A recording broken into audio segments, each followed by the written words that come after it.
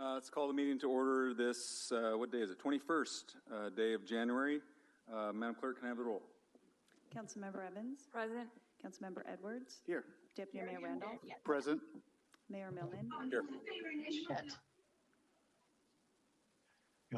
You want to bring this chair up, or you want to? I'm sure he chose me.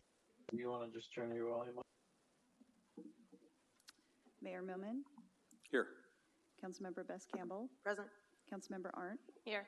Councilmember Taylor? Here. Thank you. Can we stand for the flag salute, please? I pledge allegiance to the flag of the United States of America and to the republic for which it stands, one nation, under God, indivisible, with liberty and justice for all. I have a request. I asked City Manager and our Finance Director to add a presentation on the budget to our meeting. If I could get a motion for that, and we can add that to our agenda. I move to add that item for the budget to the agenda. Second. I have a motion and a second. Any discussion? Councilmember Bess Campbell. Where are we going to put it on the agenda? I'm going to put it into this right after order and content and special presentation. Okay. Any other discussion? Seeing none, all in favor? Aye. Aye. Anyone opposed? Motion carries unanimously. Thank you. I move to accept the agenda as amended. Second. I have a motion and a second. Any discussion? All in favor? Aye. Anyone opposed? Seeing none, motion carries unanimously. Thank you. Next item is special presentation. I think we're starting with Mr. Fritz. Is that correct? Point of order, we have public comment first. No, this is before that. Go special presentation, then public comment. If you could start your presentation and just kind of give us a little bit of your background, educational history, and what you do for the city, I'd appreciate that.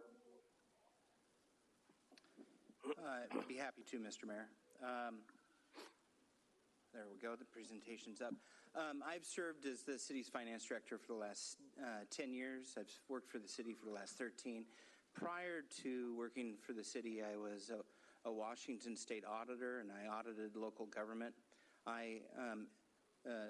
When I transitioned over to the city, I left as in the position of an assistant audit manager. So I'm quite familiar with what the auditor looks at in terms of a city's financial condition, as well as from the perspective as your finance director.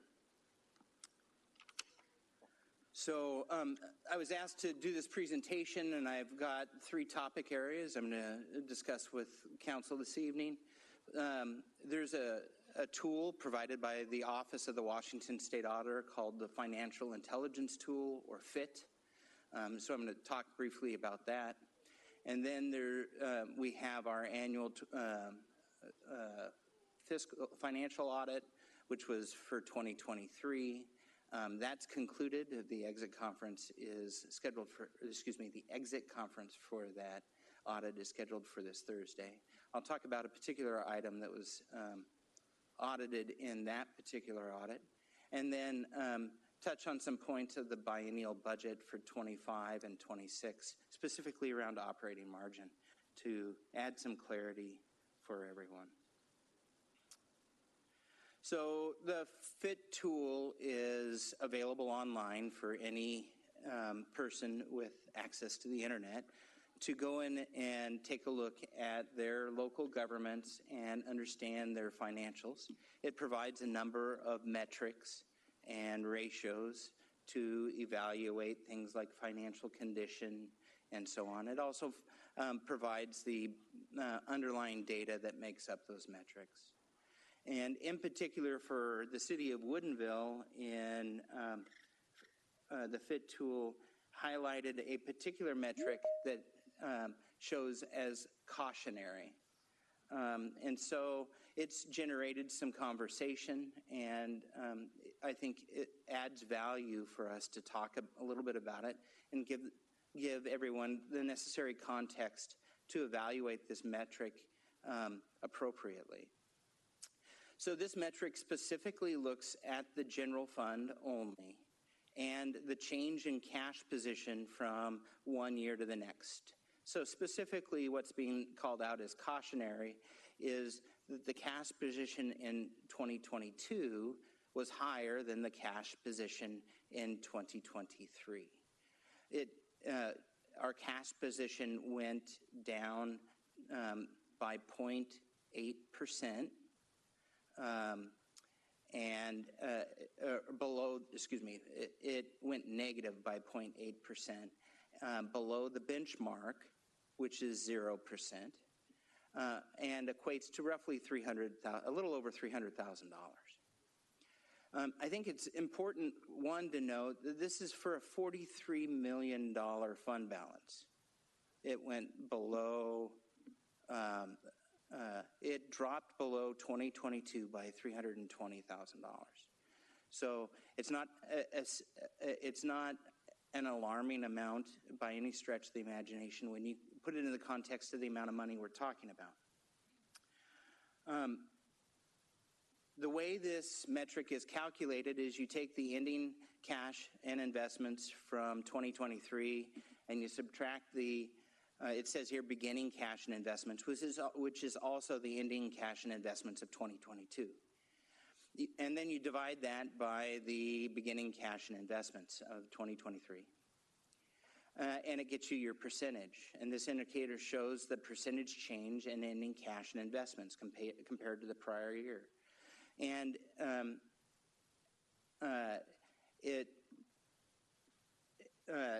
this percentage can be used to determine whether or not there is an indication of concern or not, but has to be viewed with context. And that's actually the next paragraph on the same metric page for this metric. It's labeled importance, and it talks about how to evaluate this metric holistically. It points out that it's not uncommon for this indicator to fluctuate, and that negative indicator is not necessarily a concern. It's important to evaluate the reasons for the decline in cash balances. It also talks about how this cash position or the savings or fund balance, all three terms are probably going to be thrown out in this presentation, but they all are kind of referring to the same thing, is being used when the savings is being used. This indicator will be negative and will prompt users to ask more questions about why it's occurring. That's normal, and it's okay that users are asking those questions. In fact, I think it's great that we have people paying attention to these types of indicators and to ask these questions. It can go negative for good reasons, such as to pay for capital improvements that were planned, which is the case for the city of Woodinville in 2023. And we also have to be mindful as stewards of our money that saving too much means that we're missing out on opportunities to provide programs and services in the current year. So it's always a balancing act in making sure we provide the level of service we're going for, yet we save appropriately for the things we want to do in the future. And it's important to note here that the city of Woodinville historically has not borrowed to build. The city of Woodinville, except for the city hall, has always saved to build. And there's no way to do that. The monies that we get through real estate excise tax and other sources aren't going to be enough for that strategy. If we didn't use some of the general fund monies that we get, and that we pull into reserves and save over time for CIP projects, we would have to start using debt to cover the cost of construction, or we'd have to build less.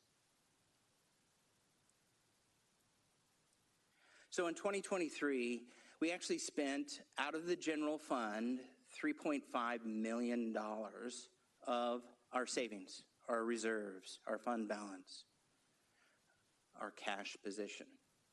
The projects are listed here, and the fund sources are listed here. When I say fund sources, I'm saying the buckets within the general fund.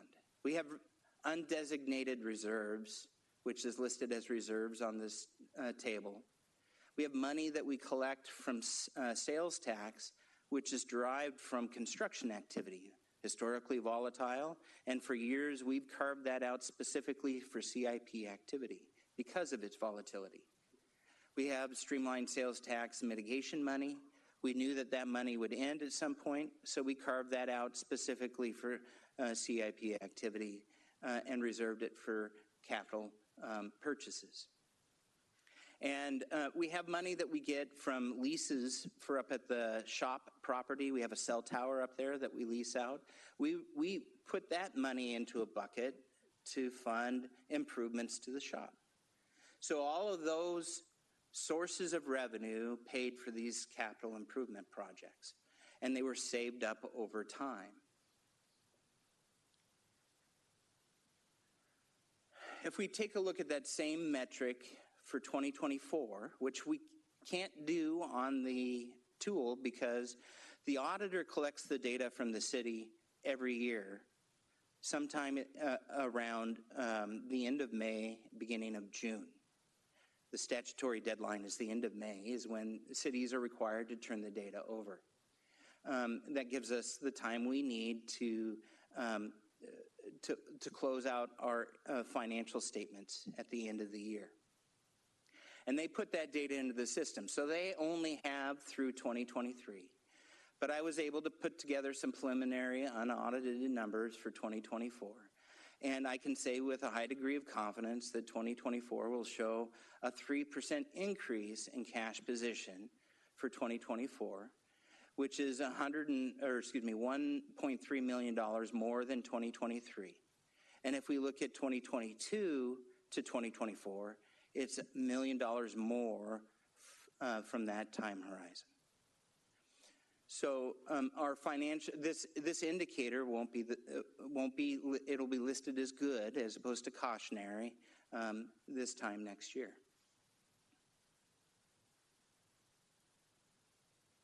So what feeds into all that is our operating activities and what they cost, and so for 2023, general fund operating margin, the actual operating margin came out to be $3.3 million. Operating revenues were 17.1, operating uses were $13.8 million, with a net operating margin, positive operating margin of 3.3. So if we compare that to what we actually budgeted for, so what we planned to do in 2022 when we created the budget, we were actually expecting to spend from the general fund a deficit of $1.2 million back in December of 22 when we approved our budget. Compared that to the actual end-of-year financials, we were in the positive of 3.3. The vast majority of that is through greater revenues than were anticipated, but also we had less expenditures than we anticipated over that one-year time horizon.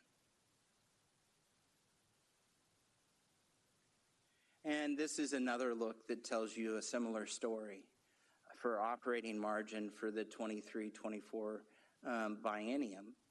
It's all funds, all operating funds combined, summary level, but you can see that our revenue line is above the expenditure line for each month over the entire 2-year period, and that by the end of the biennium we have a positive operating margin of around $6 million.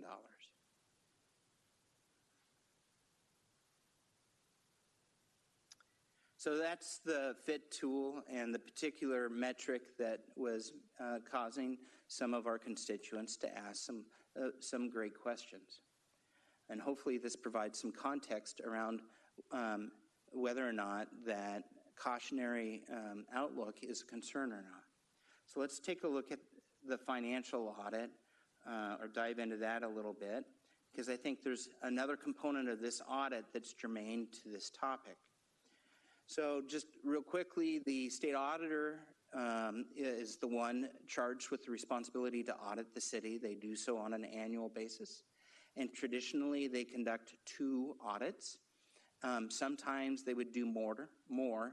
So if we had federal grants, they would do what's called a single audit. That would be a third audit.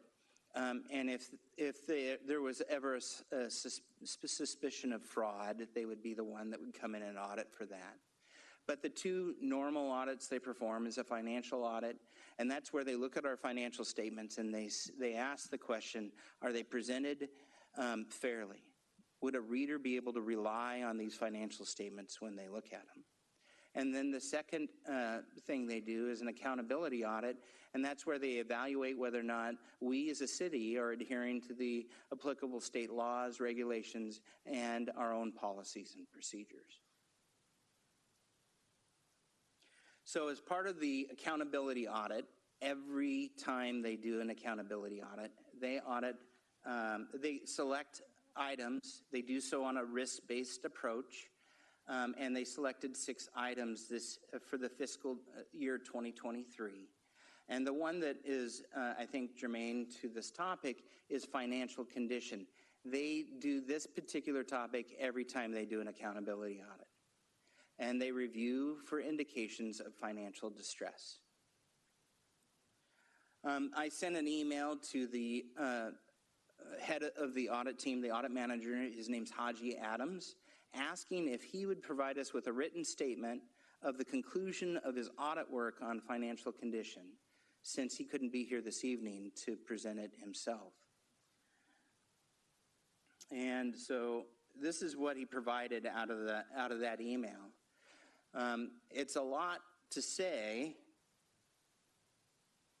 that his auditors did not identify any concern around financial condition or the city's ability to operate. So the last component I would like to share with council this evening is around the 2025-2026 biennial budget and its operating margin.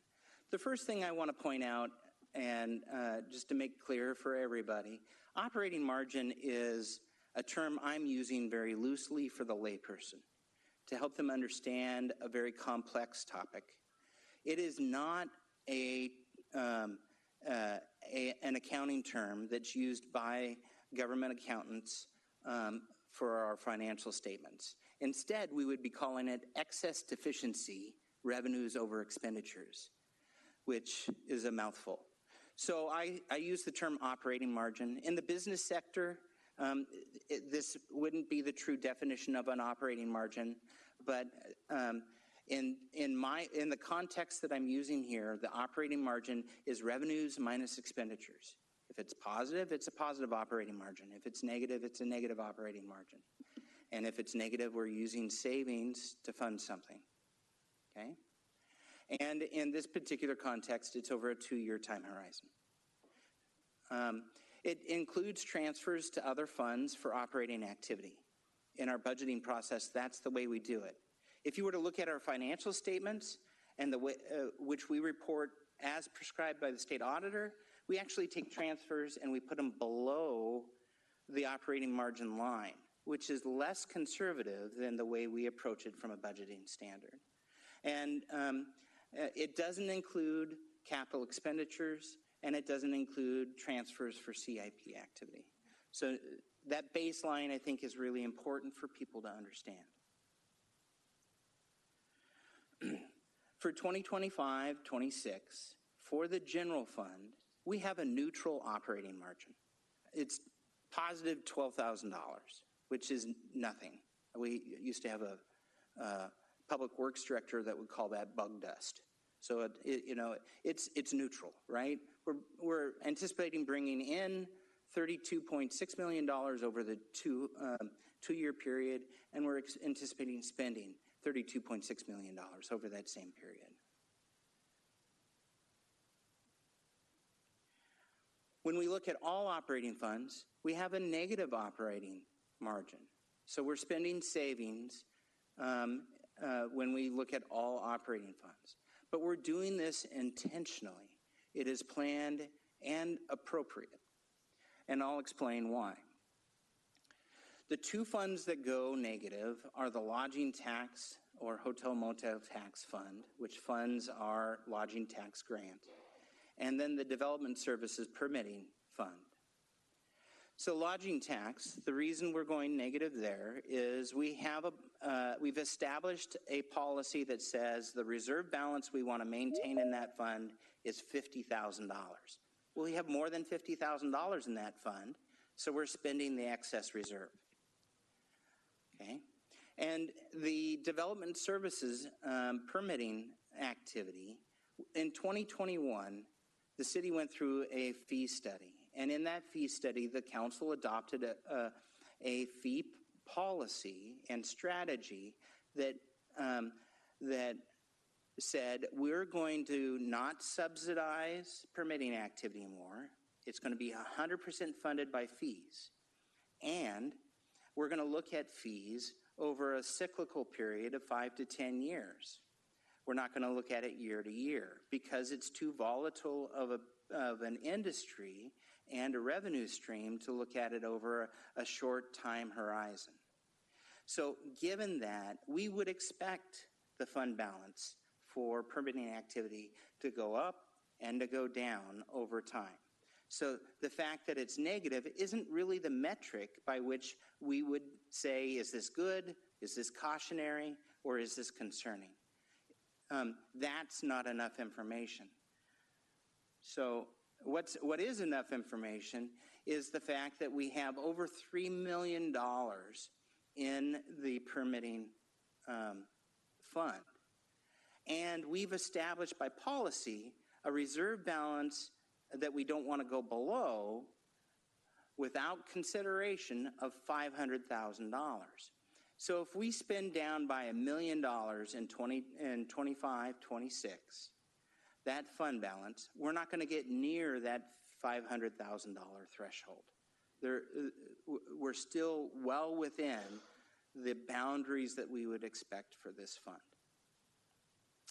Now, this graph has, it shows the total amount in the fund. There is money that we collect for, we call it tree money, but it's for when developers need to remove trees, they can pay into the fund, and then we can use that money to plant trees elsewhere and so on. There's about $600,000 in there. So if the fund balance dropped between below $1.1 million, then we would know that we have an area of concern. But that's not the financial picture at this point in time. So,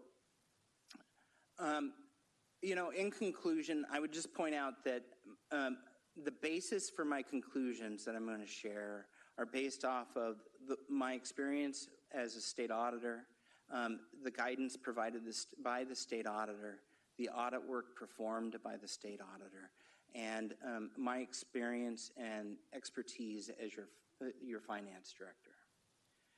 The change in the 2023 cash position was planned. It's a planned use of our reserves or our savings to fund large CIP projects. The cautionary flag on the FIT tool is not an area of concern, and the planned use of fund balance in development services is operating as designed for this volatile cyclical activity and is not a concern. And I'm happy to take any questions that the council may have. Any questions for Mr. Fritz? I appreciate the work on this. This unfortunately stemmed from, there was a paid advertisement ran publicly that said that, and I'm going to quote, it says that, meanwhile, we are and this is a quote, "Meanwhile, we're confronting our second consecutive budget deficit." And then it goes on to say that, talks about the cautionary item that you mentioned. Is that statement true? Is this our second consecutive deficit? The statement is true, but it's out of context. We had a planned deficit in 2023, 2024, and we have a planned deficit in 2025 and 26, but it's for the reasons that I stated in this presentation, and it's not an area of financial concern. Okay, thank you. Any questions? Councilmember Evans. Yeah, thank you for pulling these together. I know when I first started on city council, we had a number of conversations as I was trying to understand the budget, because it's very different than the private sector. And really understanding how these buckets work and how things can go back and forth. And so I appreciate you breaking this down. When I think about this, I think about the city as a policy doesn't have debt, right? We do not borrow for the big projects we have. Instead, we build up our bank balances. And then when we get to the place where we have enough for that and we're ready to start the project, as we would expect, we would take that money out of the bank to pay for the project. I know it's very oversimplified, but that's a lot of times how I think about it, to make sure that we're planning ahead and we're saving. So, for example, for the trestle, I know we've been saving for that for years. And we've gotten grant money and we've done other things, but there's been a planned effort to make sure that we're really not putting the city at risk for these development projects. Is that a fair way to think about it, that we're saving up and then when it's ready to go, that we write the check and basically reduce our fund balance? Absolutely. That's a fair characterization of the way we operate. Okay. I think that that's great. It's probably why our city is doing well when many around us are really struggling and having to cut staff and cut back on services, is because we're very conservative and planning ahead and really thinking through what we need to do. So thank you for your work on that and for breaking this down for us. Councilmember Best Campbell. So we have a $12,000 positive balance in the general fund. When we have road projects, which always seem to go over just because material costs go up, can you just describe which fund those are going to come from? I'm sorry, the last part of that, repeat? Which funds are any overages for capital improvement projects, for example, going to come from when we have overages? It's not necessarily from general. Sometimes it's from reserve. Where do those get pulled from?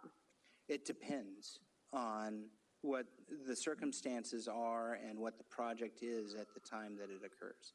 So a hypothetical is hard to answer.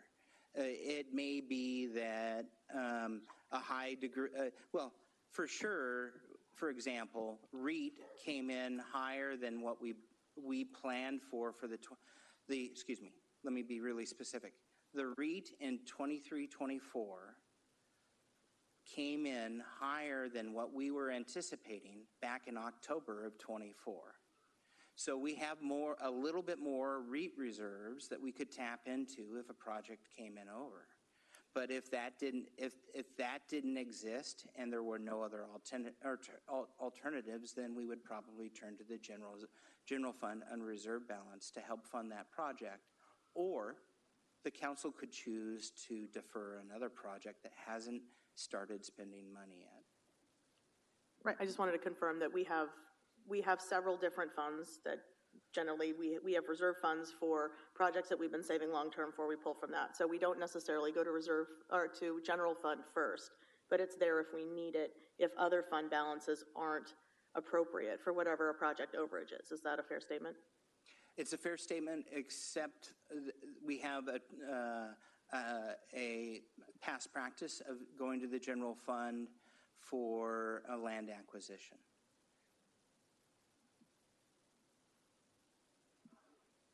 Any other questions, discussion? Thank you. And I just wanted to clear one thing up that might be a little confusing. So in the end of 23, I think it was the 23, we wound up with a $3-point-something million surplus. Is that correct? The end of 23? Yes. And we're projected now based on our budget, to have a $12,000 surplus, which you're calling balanced, I think was the word that you. Well, at the end of 23, we had a $3.3 million positive operating margin, which would be added into our savings account. And at the end of 26, we're budgeting for an additional $12,000 to be added into Right. our savings account. So at the end of 23, we took in more than we spent by 3 point whatever million. That's correct. Okay. And we're projected to take in a little more than we're projected to spend still. That's correct. Okay. I just wanted that clear up for the people that we serve, because that's important. We worked very hard, staffs worked very hard, councils worked very hard to ensure that we have a financially healthy city, and it's kind of reckless to spread information otherwise. So I appreciate the report, and thank you for your time on that. Any other questions? All right, thank you. Public comments, nobody's signed up virtually. Do I have anybody?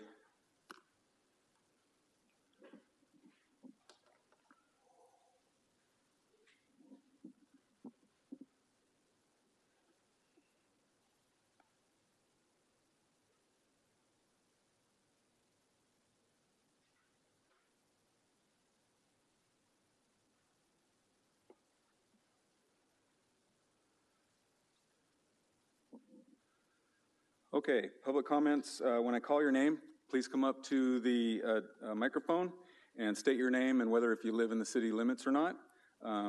First is Ahmad Amiri.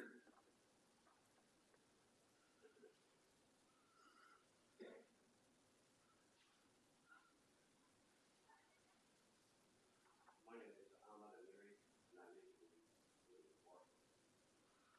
I'm here today to show appreciation for Woodinville Police Department. For 30 years, this department kept my family safe, as well as all the citizens of Woodinville, especially kids in high school, middle school. They did that. I want to say sincere thank you from all of us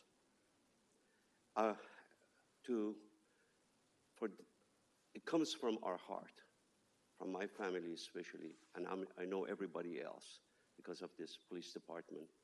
And I have so many stories that I can't even explain it. Would like to request from this council to support to increase funds for our police who puts their life on the line for us every day. And I know you're short in the budget, and I understand all of this, but I'm going to tell you, without them, where are we going to be? Fentanyl, all kind of things are coming and going. Please pay attention to it. I'm inspired by you, council member, actually, to be here.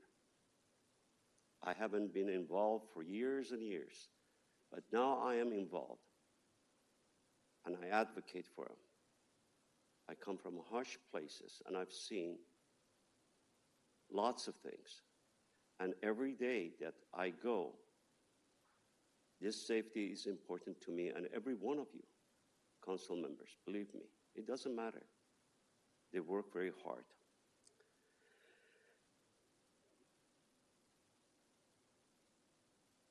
Please let me know what I can do for help. I'm asking Mr. Mayor, council member, let me know. And I have a very small token for them, which I would like to give to the chief mayor for this police department, if you don't mind. I have requested, Chief, may I give this to you, please? Chief Myers in the audience. With your permission, of course. Let's you and I find time to open this up and later on. Okay, that's quite all right. Thank you. Thank you, Mr. Mary. Allison Farmer.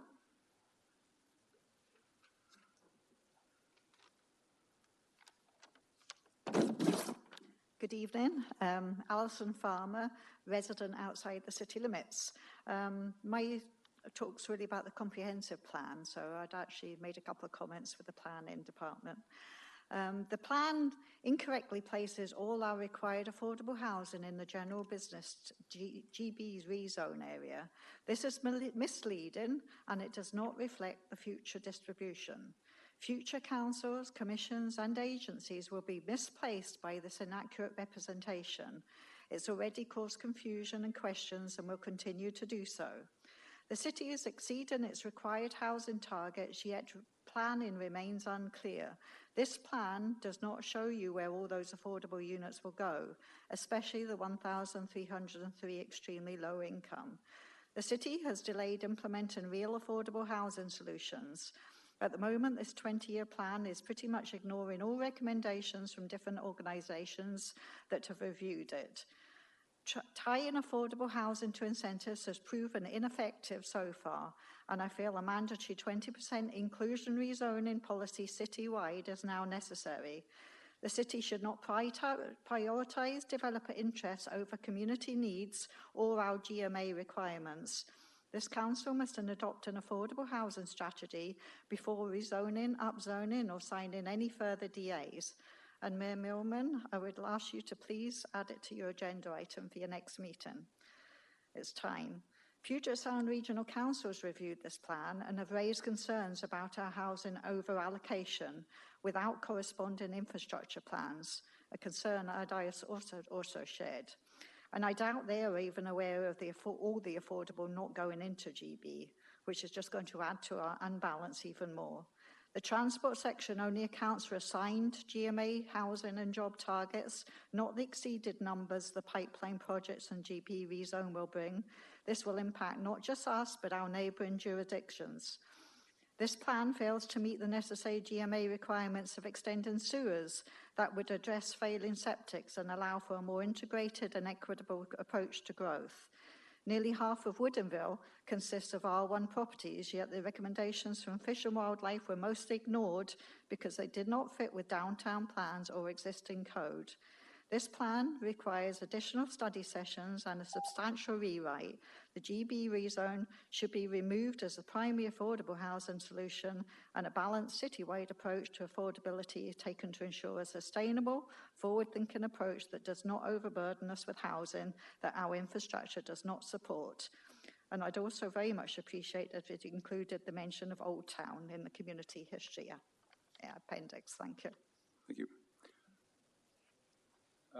Shelley Pearson.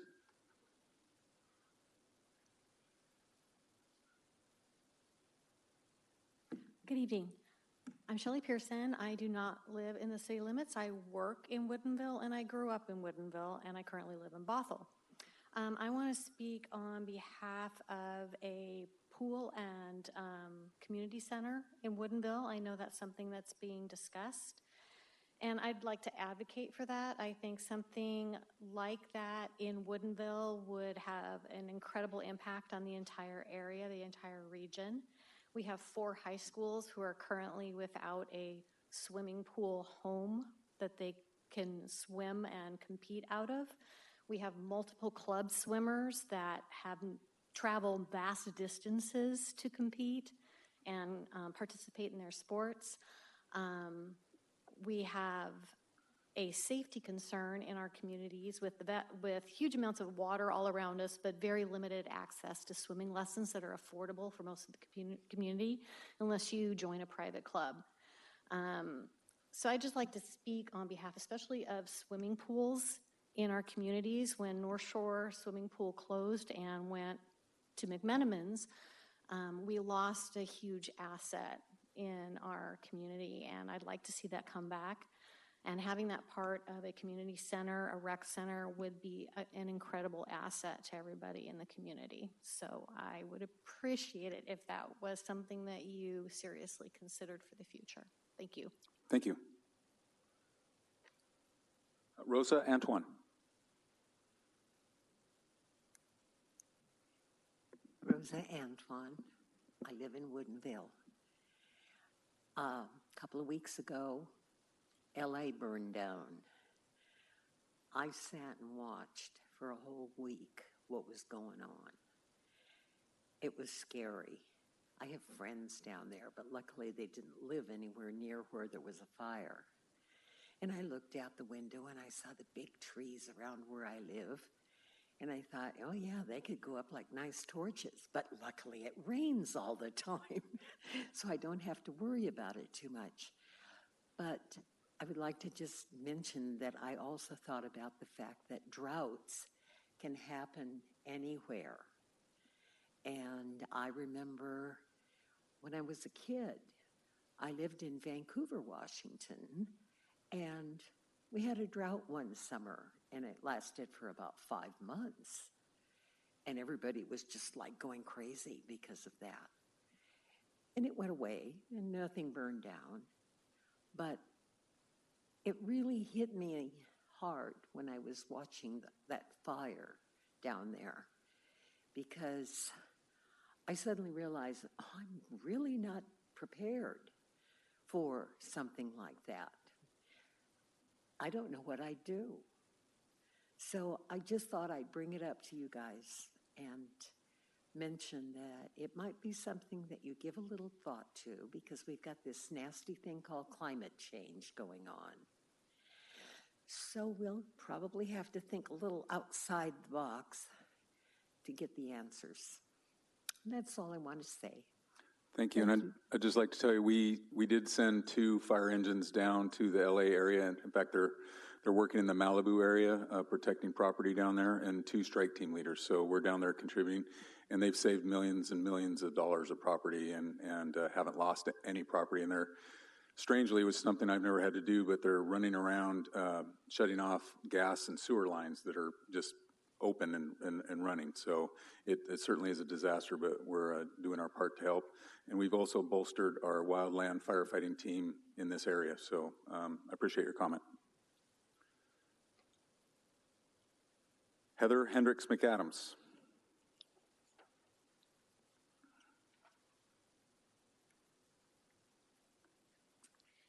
Good evening, members of the City Council. My name is Heather Hendricks McAdams, and I'm honored to serve as the Executive Director of Woodinville Repertory Theater. First, let me express my deepest gratitude to the City of Woodinville for awarding us $10,000 through the community grant last year. This funding has been transformative, enabling us to launch a robust education program and bring the magic of theater to so many in our community. With your support, we developed an exciting partnership with the North Shore School District to introduce no-cost theater education at Woodin Elementary and Innovation Lab High School, schools that otherwise lack these resources. At Woodin Elementary, a school where 62% of the students are from minority backgrounds and 27.4% face economic disadvantages. 477 students were offered the opportunity to participate in class enrichment programs and a lively recess drama club. The enthusiasm from students and staff has been extraordinary and left both students and faculty requesting more. At Innovation Lab High School, about 20 students actively joined classes, while over 70 community members engaged as audience members for student-written and acted plays. These programs have sparked creativity, confidence, and connection in ways that will extend far beyond the classroom. Your investment has also empowered us to connect with a broader Woodinville community. Over 100 attendees joined us for the Simpson Scripts Play Festival, celebrating original works developed in our playwriting classes. Recently, we began inspiring a collaboration with Brittany Park Senior Residences, bringing storytelling and performances opportunities to the residents there. And just this month, we kicked off registration for our first ever week-long midwinter break camps for elementary and middle school students, with opportunities for students on free or reduced lunch to attend at no cost, ensuring the arts remain accessible to all. As we look to the future, we're excited about the incredible opportunities that lie ahead for Woodinville's cultural life.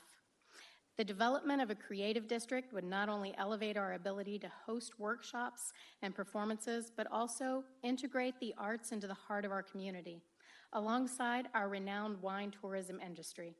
Similarly, the proposed recreation and community center would enable us to further expand our programming, offering accessible arts education and performances to larger audiences while fostering collaboration with other local organizations. We're eager to support these initiatives and ask for your continued leadership in making these aspirations a reality. On behalf of Woodinville Repertory Theater, I want to thank you for believing in the power of the arts to enrich lives. While not everyone may always see these opportunities as essential, the transformative impact on students, seniors, and families speaks for itself. Your continued support makes it possible for us to inspire creativity, build connections, and bring community. Thank you. Thank you. Appreciate the public comments. Consent calendar. I move to approve the consent calendar as written. Second. I have a motion and a second. Any discussion? Seeing none, all in favor? Aye. Anyone opposed? Motion carries. Thank you. That brings us to our first business item. Business item number 1 was a presentation of Port of Seattle Economic Development Partnership Program grant findings. Mr. Hill. All right. Good evening, Honorable Mayor and City Council. My name is Jared Hill, the city's Intergovernmental Affairs Coordinator. And over the last year and a half or so, I've had the pleasure of joining a group of about 15 grassroots volunteers who are passionate about seeing the enhancement of the creative arts in Woodinville. These volunteers have ranged from groups like the Woodinville Heritage Society, Woodinville Repertory Theater, Molten Works, and many more. The steering committee has been led by countless volunteer hours from Tori Edwards of the Woodinville Farmers Market and Woodinville Arts Alliance. Several of these folks are in the audience tonight to hear this presentation as well, and thank you for being here. Collectively, the group has been working towards receiving state designation to become a certified Washington State Creative District, which will be covered more in the presentation to follow. When the city received a Port of Seattle Economic Development Grant, we were excited to be able to put these funds towards receiving recommendations on what the city can do to support a creative economy and thriving arts environment. We have Alicia Ayarez and Bob Bangford, who you may recognize from their support of the city's comprehensive plan, joining us online, who are going to present the findings. And Alicia, I'll pass it over to you.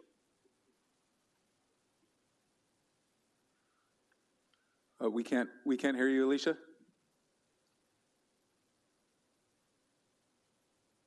Can you hear me now? Very good. Thank you. Okay. Thank you, Jared, and thank you, City Council, for having us here tonight. I will be presenting the presentation on the Creative District Plan, and Bob is going to be presenting on the recommendations. So we'll get to his part in just a moment. So this presentation really walks you through that planning document.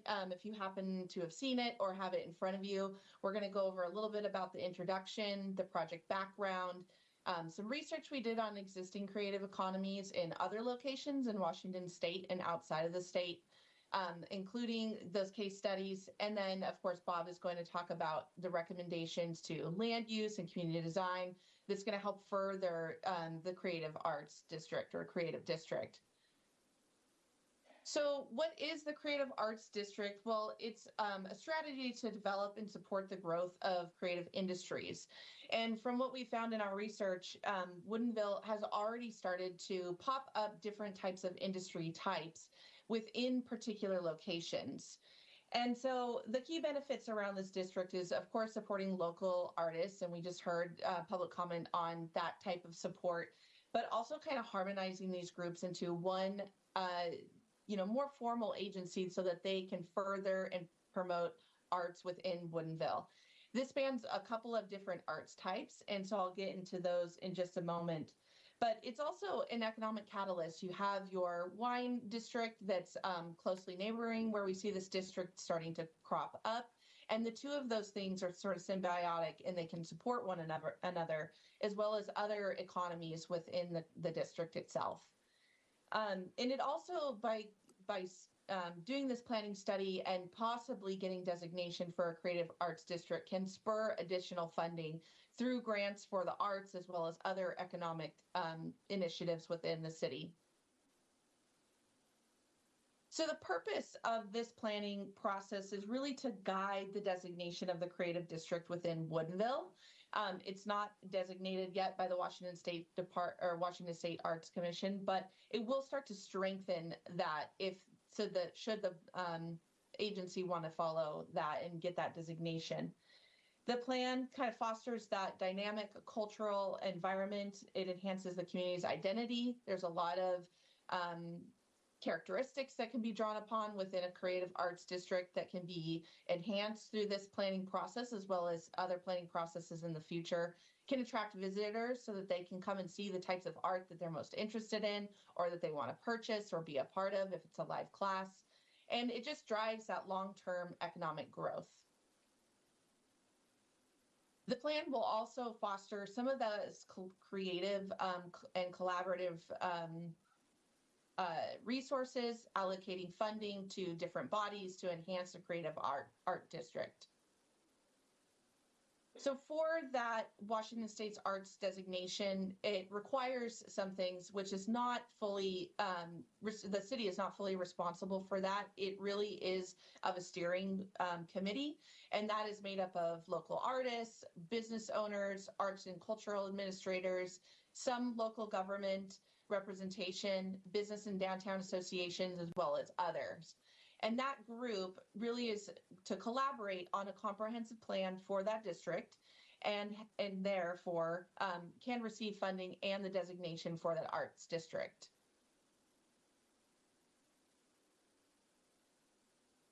So for regional context, the Puget Sound region's growing demand for creative spaces presents an opportunity for Woodinville to fulfill this need. Like I mentioned, we're already seeing that there are different creative industries popping up in various locations within Woodinville. And so we're already seeing that the synergy and the catalyst for this to grow is already starting to occur. Neighboring districts offer successful models, which we researched and provided in the report more in-depth look at what those are. Woodinville's thriving food and beverage tourism industry also offers natural synergies, so that wine district being a neighbor to the potential creative arts district really could offer a symbiosis in helping one another to grow each of those districts. And the creative arts district would align regional goals and support innovative and cultural growth, which would help position Woodinville for arts and drivers of economic development in the future. So project background, the arts district began as kind of starting to seek and understand an official designation, but really, it really is a conversation of the community and efforts to elevate Woodinville's already starting to establish arts and cultural presence. So the Woodinville Creative District organization, which is made up of the local businesses and community members and artists, has begun to identify different key community assets like venues, public art, and cultural landmarks already established in the area. The steering committee really is working together to make those things better known and to start to organize programming around visitors coming to those locations and tourists, arts classes, for example, and showcasing their own art for demonstration or for sale. Development of the creative arts plan. So as we went through this planning process, we first held a series of 2 stakeholder engagement opportunities where we had 2 small groups of about 5 to 10 people show up and tell us about the Woodinville creative arts area. And we talked to also local business owners and community members to identify what the needs were, what the opportunities were, and what some of their own priorities were. And that's where we learned about where they wanted to create maker spaces. They wanted to create studios that people could come and do their own art in a very small studio and then showcase it in galleries and a few other types of art-related enterprises. Through that planning process, we're able to develop a series of recommendations, which Bob is going to get into in a little bit here, but it's going to impact, your comprehensive plan and the support of this district in the future, as well as the guidelines that for how the district is formed and what kinds of art are present in the district, all based on your local economy currently. So the proposed creative arts district location, the initial focus of the creative arts development would was around the Central Business District, already a key home to economic and cultural activities, but eventual plans are to expand northward and incorporating the East Rail Mixed Use District. This area is already kind of getting revitalized, and a lot more mixed use is starting to occur in this location, which would make it a nice location for housing for artists as well as retail space or creative spaces for artists. Within that district plan, we saw that the priorities really were for greater accessibility for artists to access building spaces and galleries and places they can not only make art, but also sell art, walkability and connectivity between different types of arts, theater, eateries, studios, home, that kind of thing. And then making sure that it's pedestrian friendly and connects between the different districts that are adjacent. And so we really see this as important to the growth and well-being and success of this district. Here is a map that is available online. It shows the outline of the potential of the proposed district, as well as public art locations that we already know about and creative businesses. And then history and culture is another aspect of a creative district that can be incorporated, which we have found in our research.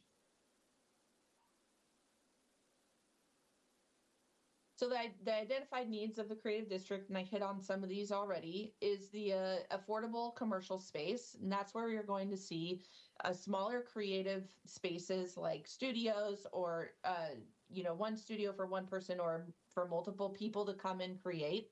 Also affordable units for artists or entrepreneurs to grow their business. So maybe they have that maker space within that studio, but also have a gallery or somewhere where they can sell their retail kind of attached within that same area.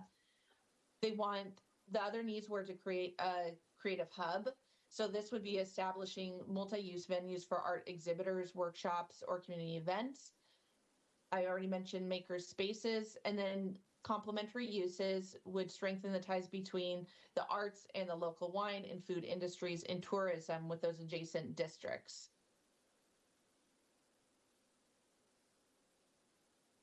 So the existing creative economy and landscape in Woodinville, we really wanted to understand what the needs are of the current arts that are cropping up within this district, as well as highlight those opportunities.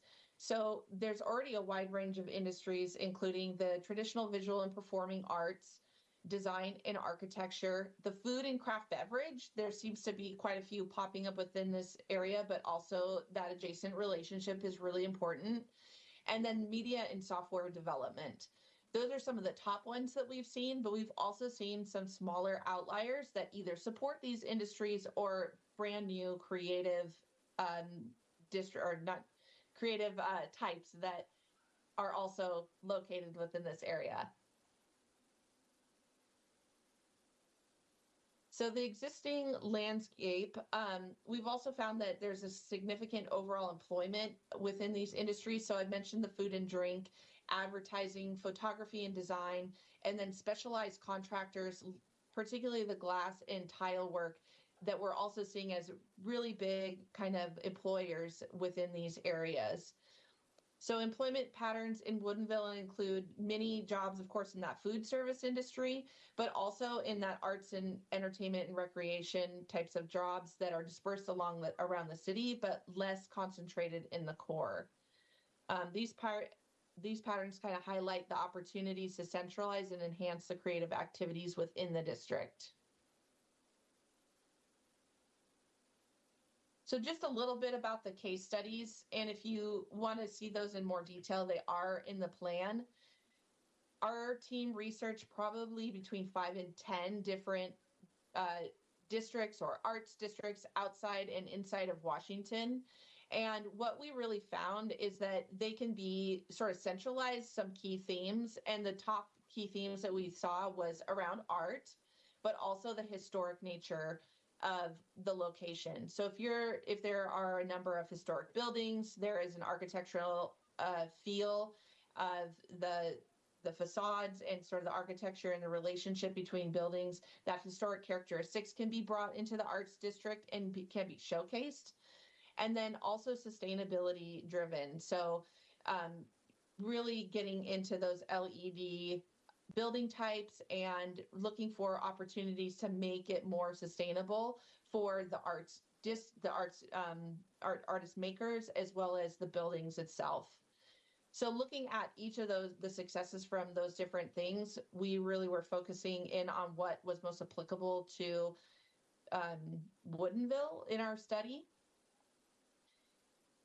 And the common themes on the case districts also include just a range of community programming, which we heard a lot of in our stakeholder interviews. They were focused on describing long-term and short-term programming needs for this arts district, which could include festivals, community events, public art walks, so that we're really bringing people into the area to showcase what the district is, as well as turning around that economic catalyst and getting them to support businesses in the area.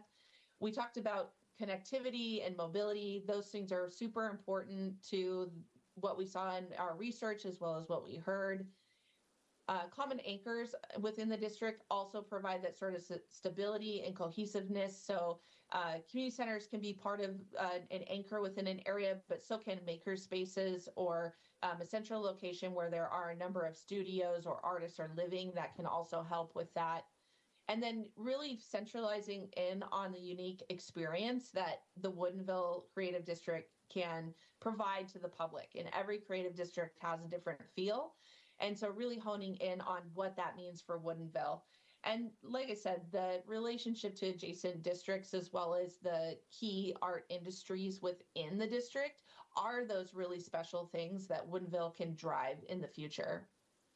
So that's a bit of background on the report and our findings, and I'm going to turn it over to Bob to walk us through the land use and community design recommendations.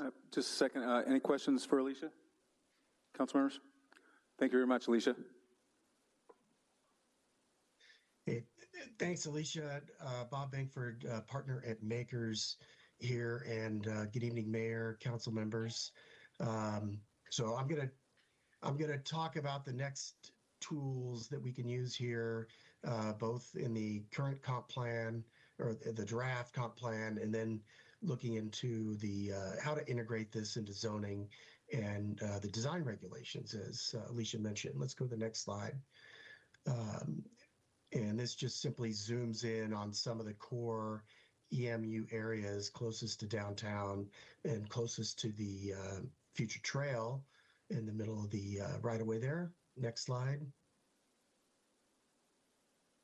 Okay, and then we can just keep going to the next one to dig in. There's really one big new policy that's in the draft comp plan, policy LU 5.4 on the district, and really I'm going to just read this out because it's important. Supporting the creation of the Creative Arts District designation by the State Art Commission that promotes a central creative hub with affordable commercial spaces and complementary uses. And it may include uses that host art and cultural activities, public art and historic and cultural assets, or improving access to facilities or commercial spaces to conduct or showcase the creative community's work, and then encouraging or incentivizing commercial or studio space that's affordable to the creative community. And then here we're going to dive into some of the zoning regulatory tools. Next slide. So again, what we're looking at is you've got the GB zone currently, and obviously you've been with the comp plan and the land use element, heard a lot about the future EMU zone. And so the big change there is with integrating residential uses, where right now the GB zone does not allow them, but really looking at the ground floor and to try to, since you're allowing residential, not just allowing all residential everywhere, you're still going to need some space for the creative uses. So the one obvious one was to expand upon the designated active use provisions. It's now in your CBD zone. So if you've buried yourself into the Woodinville Municipal Code before, into Title 21, you'll see this map here with these Seahawk colored street frontages. And the one in the green is what we would want. And you can see the chicken scratch and the lime green up on Little Bear Creek Boulevard under a few core blocks there. And what that would do would be ensure that there's a certain amount of storefront commercial space. I believe it's up to about 30 feet depth along that core area to be integrated with any future development. The next slide goes into maybe an alternative approach. Rather than just require those frontages to meet that requirement, this would be to designate or require a minimum of 1/4 floor area ratio to be developed with commercial uses in this area. So that would allow a little more flexibility to where these uses are in the area, but it would guarantee that a certain amount of that development would be developed with these non-residential or commercial uses. The 0.25 is a little less than the typical of what's being developed in more recently in your mixed use developments in the CBD. So we went a little bit lower just to, again, allow for a little bit more flexibility, particularly because these lots are very deep here. Next slide. And I would say if the city goes for this, maybe to allow a little bit of flexibility would be to consider allowing artist studio dwellings to occupy a portion of that space. And there's some stats under here, under A and B, to make sure that they got certain open and accessible floor area that's typical of a studio, and also to say that up to 25% of the floor area be devoted to residential, just so that there's some barriers to just saying, well, these are artist studio dwellings, but they're really just dwellings. So this is to guarantee that at least they're designed to allow for these studio spaces. Next slide. A third provision, which would go with either one or two, the previous two option, would be to limit the size of general retail sales to about 30,000 square feet within the core area. 30,000 square feet is a little bigger than your typical pharmacy, Walgreens, or what used to be Bartell's in the area. Those are typically about 20,000, 30,000 is a little bigger. But once you get to the bigger box area, those are probably more appropriate in some of your other commercial areas. If you really want to get the smaller creative class, you probably want the smaller stuff. And so this is consistent with the limitations in the central business district's pedestrian core area. So I would simply just suggest to extend it into that highlighted magenta area there, the core area, but maybe not that area further to the north across from the Target, for instance. Next slide. What I would not recommend is simply requiring the entire ground floor to be commercial, to have a ground floor commercial requirement, because look how deep these areas. I can't read my stats there, but I think these properties, at least the developable part of them, is 300 to 500 feet deep, I believe, and that's pretty darn deep to have that expectation requirement for ground floor commercial, especially when you've got the greenery in Little Bear Creek in the back, where residential would be pretty complementary to that part of the site in the back. Next slide. So digging into your design regulations, the block frontages, what fronts on Little Bear Creek is probably going to be the most important. So in looking, I've had a chance to work with the city over the past 20 years on both the commercial design standards and more recently with the downtown vision guide. But looking at your current code, what I've done here is comment on some of the current provisions. And one says is if you simply put a building next to the sidewalk, you need to have basically a storefront and meet certain pedestrian-oriented facade provisions. That should obviously still apply. Then the next one is say, well, if you build your building within 20 feet of the sidewalk area, that space in between should either be a plaza or landscaping. So that should probably still apply too. And then if the building's more than 20 feet back, you should have type 2 or type 3 landscaping. And so that's probably okay, although maybe there's an argument that in some of these areas you want storefronts no matter what, or at least a plaza. So that's maybe food for thought. Next slide. Then the next part is dealing with parking. You're still going to need to have some parking up there, but you're probably still going to have some capabilities of on-street parking, perhaps. But there's two options I came up with here. And one is to allow for necessary drive aisles on the side, but prohibit off-street parking along the block frontage. But maybe allow some surface parking. And number two says up to 60 feet width of surface parking along the block frontage would pretty much allow one drive aisle and perpendicular parking on both sides to be placed maybe on one side of the property. That might be okay. Next slide. The other thing that's in your current code is in exchange for getting taller building heights, it requires what's called a green sward. And that's simply just kind of a green space that may have some stormwater management features on it. And so what we suggest is it's still a good idea considering how wide some of the properties are, but we say to maybe disconnect it as a condition and codify it as a requirement for all buildings, depending on how wide the development is, and maybe only applying it on one side of the property and allowing it to count for some of the open space, which I'll get into in a couple later slides. Next slide. And okay, now it's getting into public open space. And right now you got some pretty serious public open space requirements in exchange for getting the taller buildings here.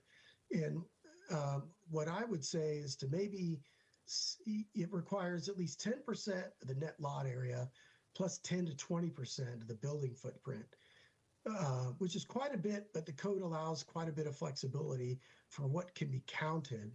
And also that the 10% pretty much jibes with your landscaping coverage in the current GB zone.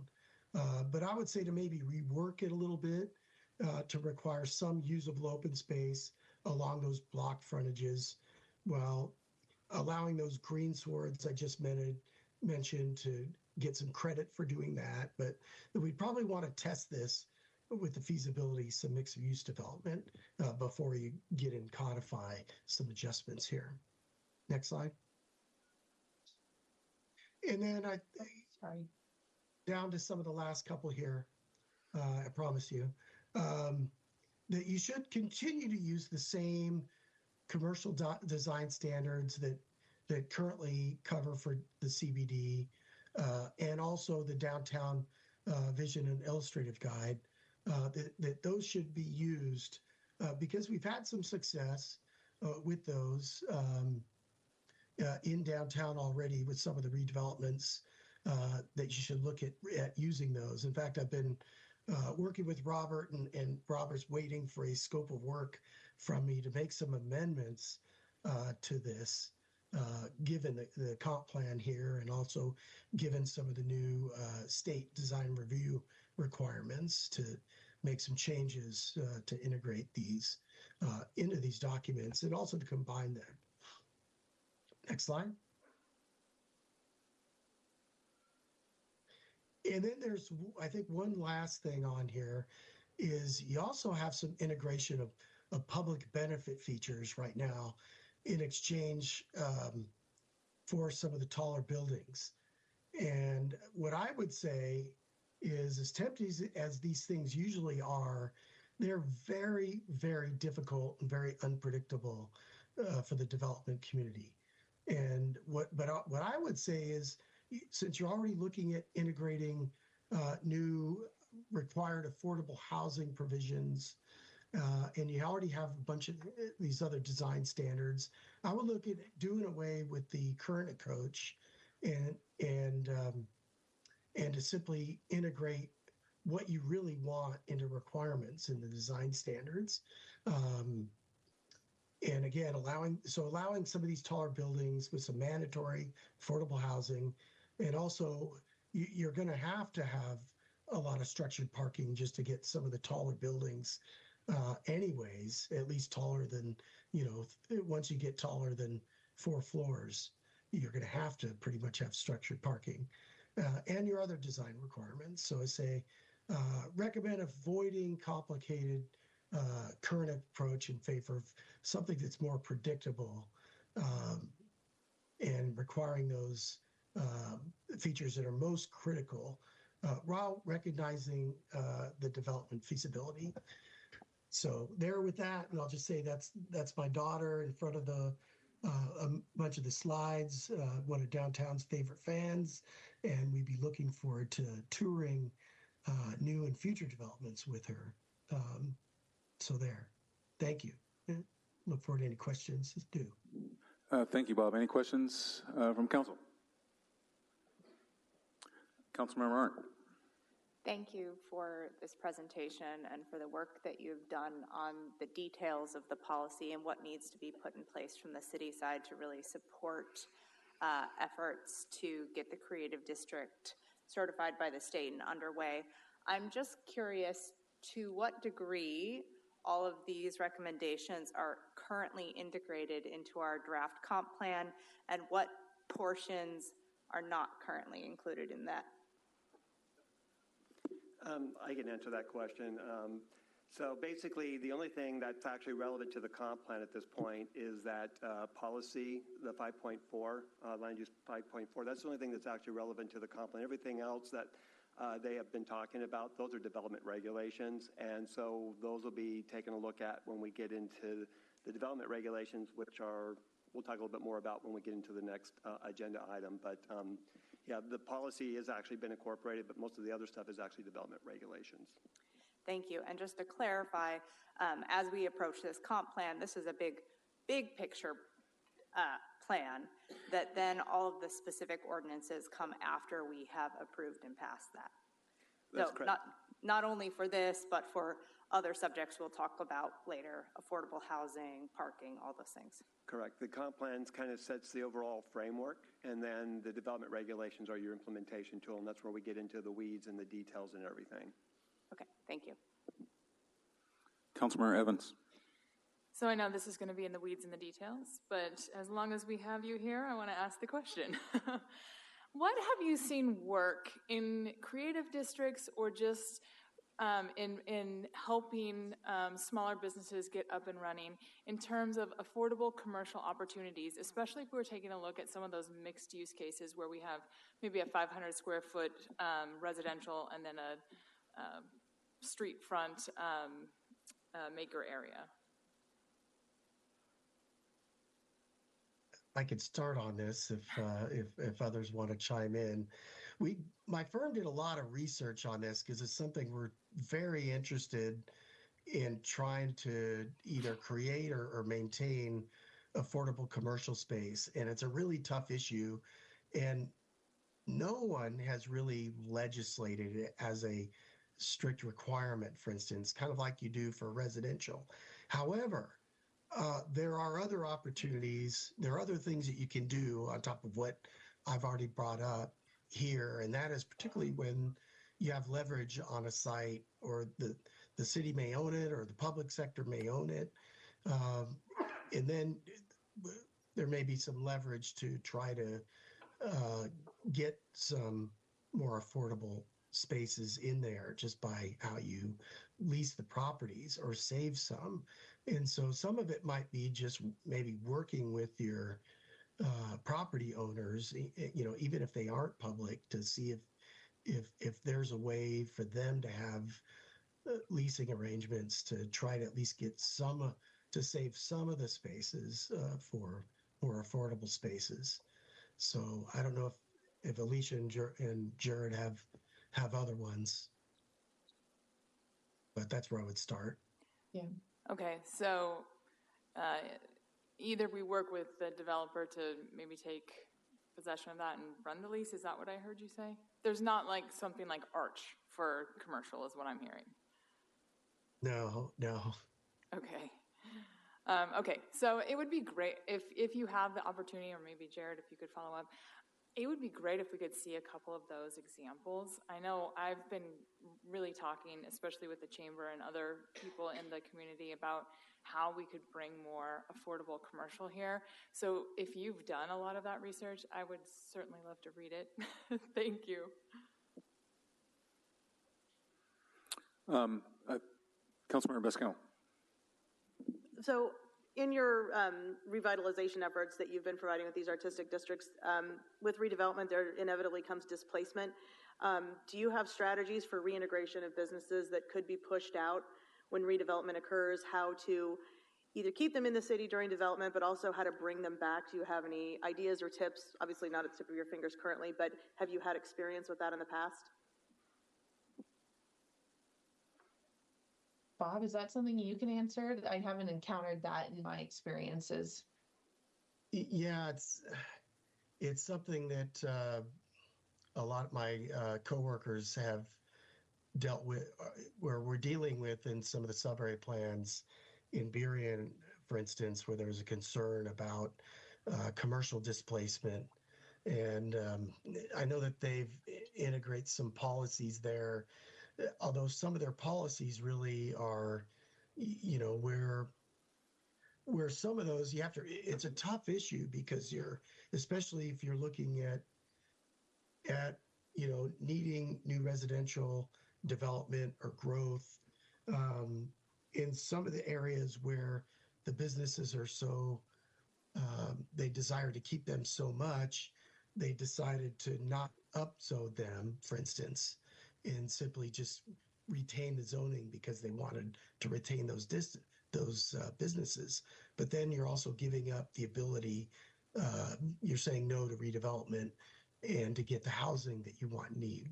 So it's a really, really tough issue. And so the best thing, at least from a regulatory standpoint, is to look at some of the issues that way. There's probably some other programmatic things that you can do in helping look for those businesses move.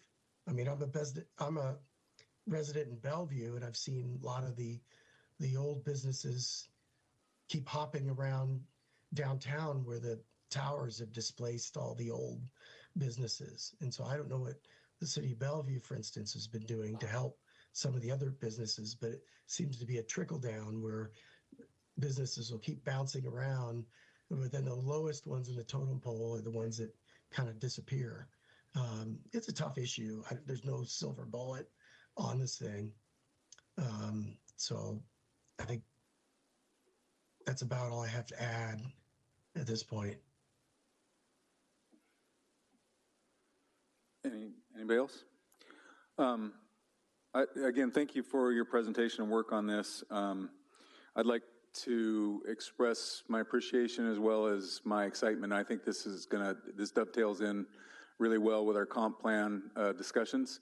I am particularly interested in how we're going to combine affordable housing, market rate housing, affordable commercial, and integrate a lot of this into one comp plan. So I'd like to see Woodinville continue to build out downtown and while we preserve our neighborhoods, but also add some of those synergies and make it very walkable, where people can come to one central location and go experience a wine tasting or food or an art gallery or a play or et cetera, et cetera, et cetera. I think there's a lot of synergy and a lot of benefit to the community of that. And we're going to talk a little bit later about a community rec center and a pool, which will add just some more opportunities to enhance that whole vision. So again, thank you very much, and appreciated your time on this. Any other questions before they go? Again, thank you. Thank you. Mr. Mayor, can I just add one more point on that one? Yeah. Perfect. I just wanted to say a huge thank you to all of the volunteers who have helped guide this process. We had so many folks come forward from the creative economy in Woodinville who have said, here's what we need from the city, and here's what we'd like to see the future of the creative economy in Woodinville, and let us know what they need. And they volunteered a ton of hours. They've gone to tour businesses in the Bell Red Arts District. They've been there to give feedback whenever we've asked, and very appreciative to Tori and a lot of our folks here who have put in that time. And kind of the takeaway for me is you come to Woodinville for wine tasting, and then what do you do after that? And I think that's been an important message. So just thank you to all the folks who have helped with this. Thank you, Mr. Hill. And I would be remiss if I didn't give a shout out both to King County Council member Sarah Perry, who kind of started this conversation. She came to me 2-3 years ago, something like that, and wanted a recommendation for somebody to lead a local creative district effort. And I talked to several people in the local area and recommended Tori Edwards, who's in the audience today, to be that representative. She's doing a great job. So thank you, Councilmember Sarah Perry and Tori, on all the efforts and all your committee. Really appreciate it. Next business item. We're on to the comp plan, study session 2024 comp plan. This is as everybody, the council's seen, it's a long, a lot of information, and this is one of the what we have 5 total or 4 total upcoming meetings on the comp plan. Yeah, excuse me. I've got it in my slides, but basically there's going to be at least 2 study sessions. If council wants to have additional study sessions, we can do that. But we are planning at least 2 study sessions, and then also if you would have your typical first and second reading, and we'll probably incorporate a hearing at least in one of the readings, if not both of the readings, to again, kind of depending a little bit on council's pleasure on that. So does that sound about right, Mr. City Manager? About 4 or 5 meetings? You can yell at me from there if you want. You're correct, Mr. Mayor. I think, as Mr. Grumbach mentioned, we'll have at least 2 study sessions, and I would anticipate several more meetings before final action is taken on anything. So I would not be surprised if you're looking at least 4 or 5 meetings on this in the coming months. Okay. I point that out because there is a lot of information here, and council, we have a council rule that you can ask 2 questions on a business item, and you get 5 minutes for each council member. I'm going to relax that a little bit as long as council is okay with that, just for questions. But if it devolves into a question followed by speeches, then we're going to have to go back to the council rule of 2 5-minute sessions. So if there's questions, try to hold on to them. They might be answered on a future slide, but the goal is to get any of your council's questions answered. But then again, in mind that we have 4 or 5 more sessions of this, and then you have opportunities to talk to city staff and the experts about this as we kind of go along. So, Mr. Grumbaugh. All right, thank you very much. All right, so just real quick an outline of the presentation tonight. I'm going to go over some background. One of the things I'll mention up front here is there is a lot of information. I'm not planning to deep dive into this stuff. I don't think you guys necessarily want me to get into all the little nitty-gritty things. There was a lot of that we did with the Planning Commission over the last 1.5 years, almost 2 years working on this. But I would note, if there are things that, as we bring questions up and may not necessarily be able to answer tonight, if there's things that you want me to bring back at the next study session or even a future study session, those are some of the things I'm hoping to get some of your feedback tonight. So I want to keep things at a little bit higher level, just because, again, there is so much of this stuff. And then for the things that you specifically want me to kind of dive into more in detail, we'll be able to do that. So like I said, I'll have a discussion on the background. Then I'm going to go at a high-level overview of the Planning Commission's recommendation. And then what we're going to do is, because I'm not going to go through the entire comp plan tonight, I'm going to touch on the two most important sections in terms of changes and stuff, which is the land use and housing elements. And then in the future study sessions, we'll dive into some of the other chapters as well. So as kind of mentioned, the intent of the tonight is just basically to kind of start diving into this, taking questions. And this was kind of what I mentioned earlier when asking about the questions. This was kind of what we tentatively scheduled. But again, this is flexible to whatever works best for the council. I do want to note, because we are past our deadline on when this was due, that while we're continuing to work on this, Planning Commission is starting to take up the development regulations that go along with this. Fortunately, there's enough flexibility that if things change in the comp plan, we have the ability with the Planning Commission to make the adjustments as we're working on the development regulations. So having these kind of overlapping with each other shouldn't be a problem. All right, so let's start with background. And again, if you have questions, as is mentioned, please feel free to interrupt me. I'll probably every few slides or so, I'll probably stop to check to see if there might be questions and stuff, because again, there is so much information here. A little bit of background real quick. Cities in King County are required to adopt comprehensive plans consistent with the Growth Management Act and countywide planning policies. So for anybody that's not familiar, a comp plan looks at a 20-year planning horizon. I usually describe these to most folks as they're like business plans for the city, because a lot of people aren't necessarily familiar with what a comp plan does in terms of land use, but a lot of people do understand what business plans are. Everything we kind of do, our budgeting, everything kind of focuses around a lot of the policies and goals and stuff that are outlined in these plans. The Growth Management Act requires Woodinville to conduct a periodic review of its comprehensive plan and development regulations. So that's what we're doing currently. And what we're supposed to take a look at is changes in state law, which we've talked about these in some past council meetings. There are some big changes, particularly in the world of housing. And then also we take a look at changes in conditions such as land use patterns and housing and job growth. And then, as I mentioned, we are past the deadline. I will tell you that we do have a lot of really great company on this, because there's only been a few jurisdictions that actually have hit this deadline. I actually learned the other day Seattle is still like 2 years away from getting their stuff completed. So the main thing on this I'll note is as long as we're not pausing and stopping work, and as long as we're making good faith effort, we don't really have to worry about necessarily sanctions and stuff like that. Could be possible that there may be some grants that we may not be eligible until this gets completed.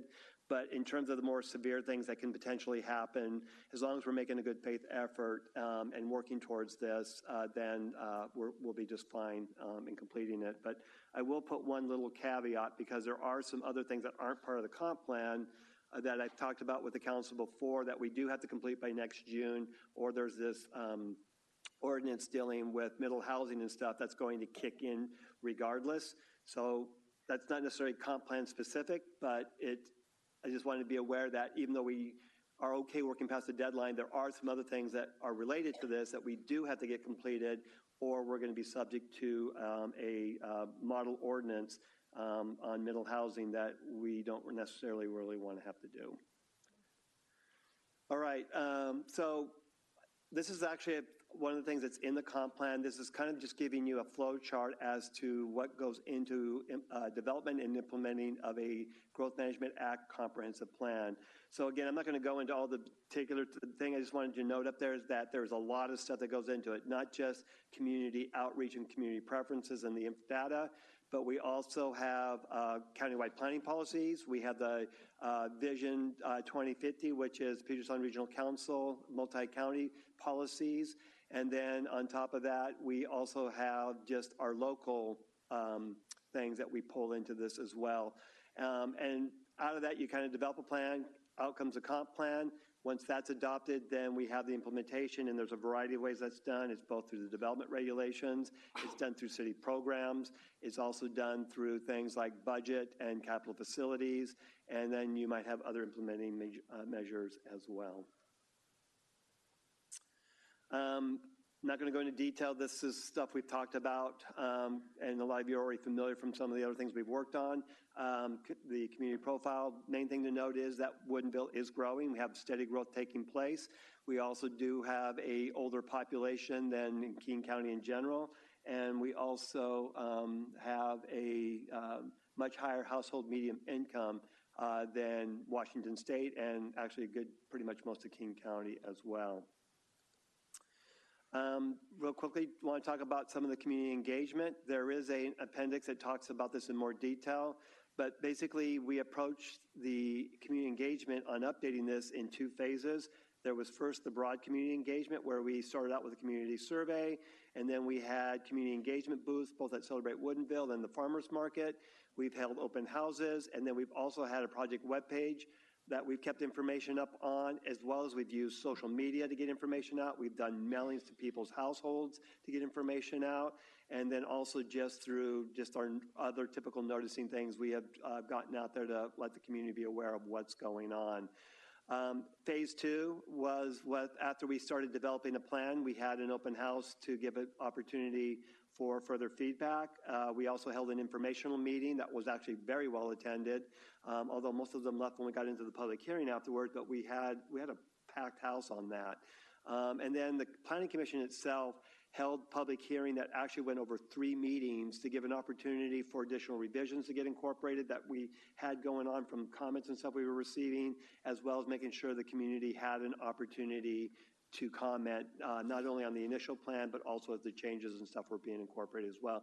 And again, project webpage, mailing, social media, all the different sources and things that we could to get the word out on what we were doing.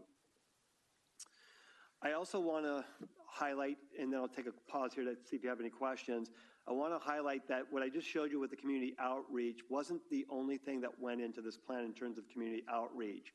There are a lot of other efforts, and this council's been involved in a lot of them. Some of them predate you, but you've been involved in a lot of these. All of these things that you see up here, the transportation plan that was recently adopted, the 2020 Pro Plan about our parks. There was way back a number of years ago, our little sub-area plan for the Little Bear Creek corridor, but then also the Climate Action Plan, the Housing Action Plan, and the Economic Development Plan, and the Stormwater Management Plan. All of these documents, which all of them had public outreaches also associated with them, all of these fed into what ultimately is in front of you in terms of the comp plan. So do keep in mind that when you're looking at this document and what we talked about with the public outreach, it wasn't just the public outreach wasn't just the comp plan. This is more of the end product. All these other efforts, all these other planning things that we have been doing have been feeding into what the document is that you have in there. So I'm going to take a pause at a moment and see if there might be any questions on what I've talked about so far. Any questions for Mr. Grumbaugh? Okay. Thank you. All right, so this is the center of the plan in terms of the vision statement, and this is where everything started. So the vision statement that's in the comp plan that you're seeing up here, other than the part that says the year 2044, is basically from our current comprehensive plan's vision statement. So when we did that community survey, we started out with an important question, asking people whether this vision that our current comp plan had, whether this is something that they wanted to continue, whether they said leave it on, don't change it, whether change it with a few minor changes, maybe change it with a few more, but generally we support it, or whether it doesn't work at all. And what we found was basically the vast majority of folks that responded, and we had, I think if I remember, almost 600 people, if I recall correctly, respond on that survey. It's one of the best responses we've had on a survey in Woodinville. We had very, very strong support for the vision statement. Now, a lot of them did say that they think there should be some changes, but nobody was asking for like wholesale saying the current approach or the vision that we were doing was not the way to keep moving forward. So this served as the basis as to how we then decided to approach with the rest of the updates. So the next part here is I'm going to jump into an overview of the Planning Commission's recommendation. I want to note for you real quick that there are actually 2 parts to that Planning Commission recommendation. First, there is the big 2024 draft comprehensive plan. That's the main thing that we're talking about. But also there was a separate recommendation that I had them do separately, which had to deal with amending the transportation policy T-1.7, and I'll talk about that more towards the end of this presentation. And the reason why I had the Planning Commission do these separately is because this was the goals and policies in the transportation chapter of the comp plan are all straight from the transportation plan that you just recently adopted. So if you want to make any changes to those goals and policies, there is going to need to be a corresponding change to the ordinance that adopted the transportation plan as well. So all of this was incorporated into the Planning Commission discussion in the public hearings. But if the council does want to incorporate that recommended change, Planning Commission did vote to forward that as a recommended change. Perfectly fine to do, but I just wanted you to be aware that we'll have to have a corresponding, as part of this process, we'll also have to have a corresponding amendment to ordinance number 765 to also change the same policy in the transportation plan. Does that make sense? Any questions about the structure of the Planning Commission's recommendation there? Okay. So I'm just going to go over a short summary of the change. Again, this is very high level. I'm not going to dive super much into the weeds on this. So the short summary of the changes include in the land use and design element, there are some very substantial changes made due to the middle housing requirements and the assignment of housing by income groups. And we are going to talk a little bit more in detail tonight about those. I wanted to note that also the housing element, kind of related to this, underwent significant changes because of new state law requirements on this planning at the different income levels, as well as new policies around the countywide planning policies that we also had to make sure that we were incorporating and updating our housing element. And then, as I mentioned before, transportation element was revised to be consistent with the 2024 transportation plan. The capital facilities and utilities chapters were combined into a single because we found a lot of overlap, so we thought it would be more efficient to incorporate those into a single chapter.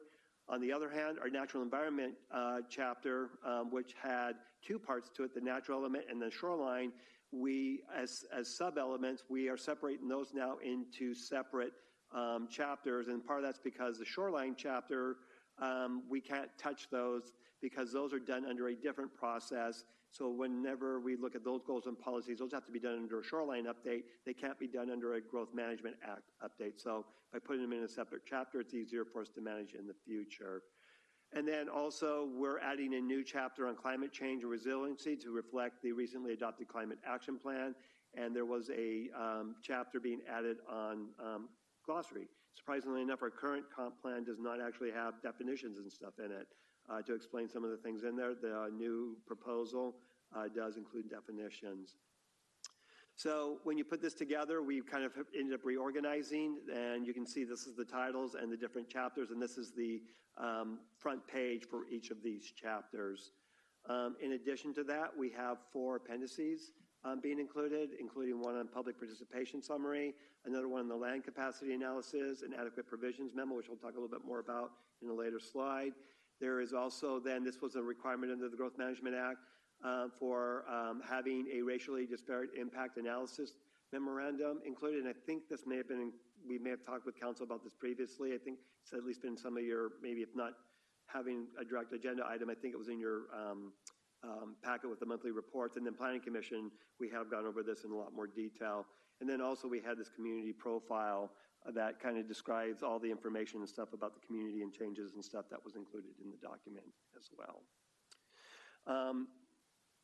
So what I'm going to do now is I'm going to focus primarily on the land use and the housing chapters. The other chapters I'm not going to go into for tonight. If there are questions on that, feel free to ask those about things we can bring back. But the thought I had was we would, because of the amount of time and stuff trying to work with tonight, we would focus on these 2 really big chapters tonight to talk about. And then the other chapters in the second study session, we'll dive into more details at the next one. So tonight's focus is primarily on the land use and the housing chapter. If there are some other things that you had questions you wrote down you want to bring up on the other, feel free to bring those up tonight. And then we can be prepared to answer those at the next study session. So I want to start out with the future land use map. So I mentioned how the vision statement is kind of the thing that sets the tone. It's the center of the tone and how we want to move forward in putting together our comp plan. The future land use map, though, is the center of the comp plan in the sense that this sets the development patterns for the community. So our zoning map is based on the future land use map. So you can see all the different designations and stuff on here, and each of these designations has a description that we then, and a purpose statement that then we use to develop the zoning chapter or the zoning districts, and then the regulations that end up going into those zoning regulations. So this plays a key role in setting the land use patterns for the comprehensive plan. And so there were 4 map changes recommended being incorporated into the land use map. The first one has to deal with the water district property over there across the street from the cut shop. It's currently zoned central business district. They've asked for this to be rezoned to industrial. Part of this is that they're potentially wanting to look at potentially being able to put a maintenance yard. In addition, they already have other facility, or they already have other waste facilities located there, and they are talking about wanting to be able to maybe have their maintenance facilities or one of their maintenance facilities located closer into where some of their infrastructure is located. So they can't do that under the current CBD zoning. The industrial zoning would potentially allow, so they have asked for that to be rezoned. There was also the cemetery property, which is currently zoned CBD. It's never really planned to be developed with commercial or anything on it. So we're looking and talking with them, redesignating this with a park designation on it. And the park designation has been kind of loosened up to make sure it also can include not just public parks, but it also could include things like cemeteries and private parks and things like that. Then we also have the East Rail Mixed Use Zone, which we'll talk a little bit more about in some upcoming slides. And then finally, the other piece is with the railroad track being removed and the East Rail and that whole investment that the council's putting into improving the trails along in that area, thought it would make sense that that should be zoned as park to fit what the use of that is going to be. So that's the other big change to the land use maps. So again, we're going to talk a little bit more about the EMU here in a little bit, but before I go into the next slide, any questions about the map changes? Any questions for Mr. Grumbach? The East Rail mixed use shows red there on this near the off ramp there on both sides by the bridge, by the trestle. Mm-hmm. Is that red part? Is that McClendon's? Yes, a piece of it is. Yes, that's the central business district zone. So that remains. McClendon's is in the CBD and no danger of being rezoned, correct? The McClendon's is not being rezoned per the council's when we had the discussions on this, and you had given direction that you didn't want to see the current CBD properties in this area being converted over into the EMU. Okay, thank you.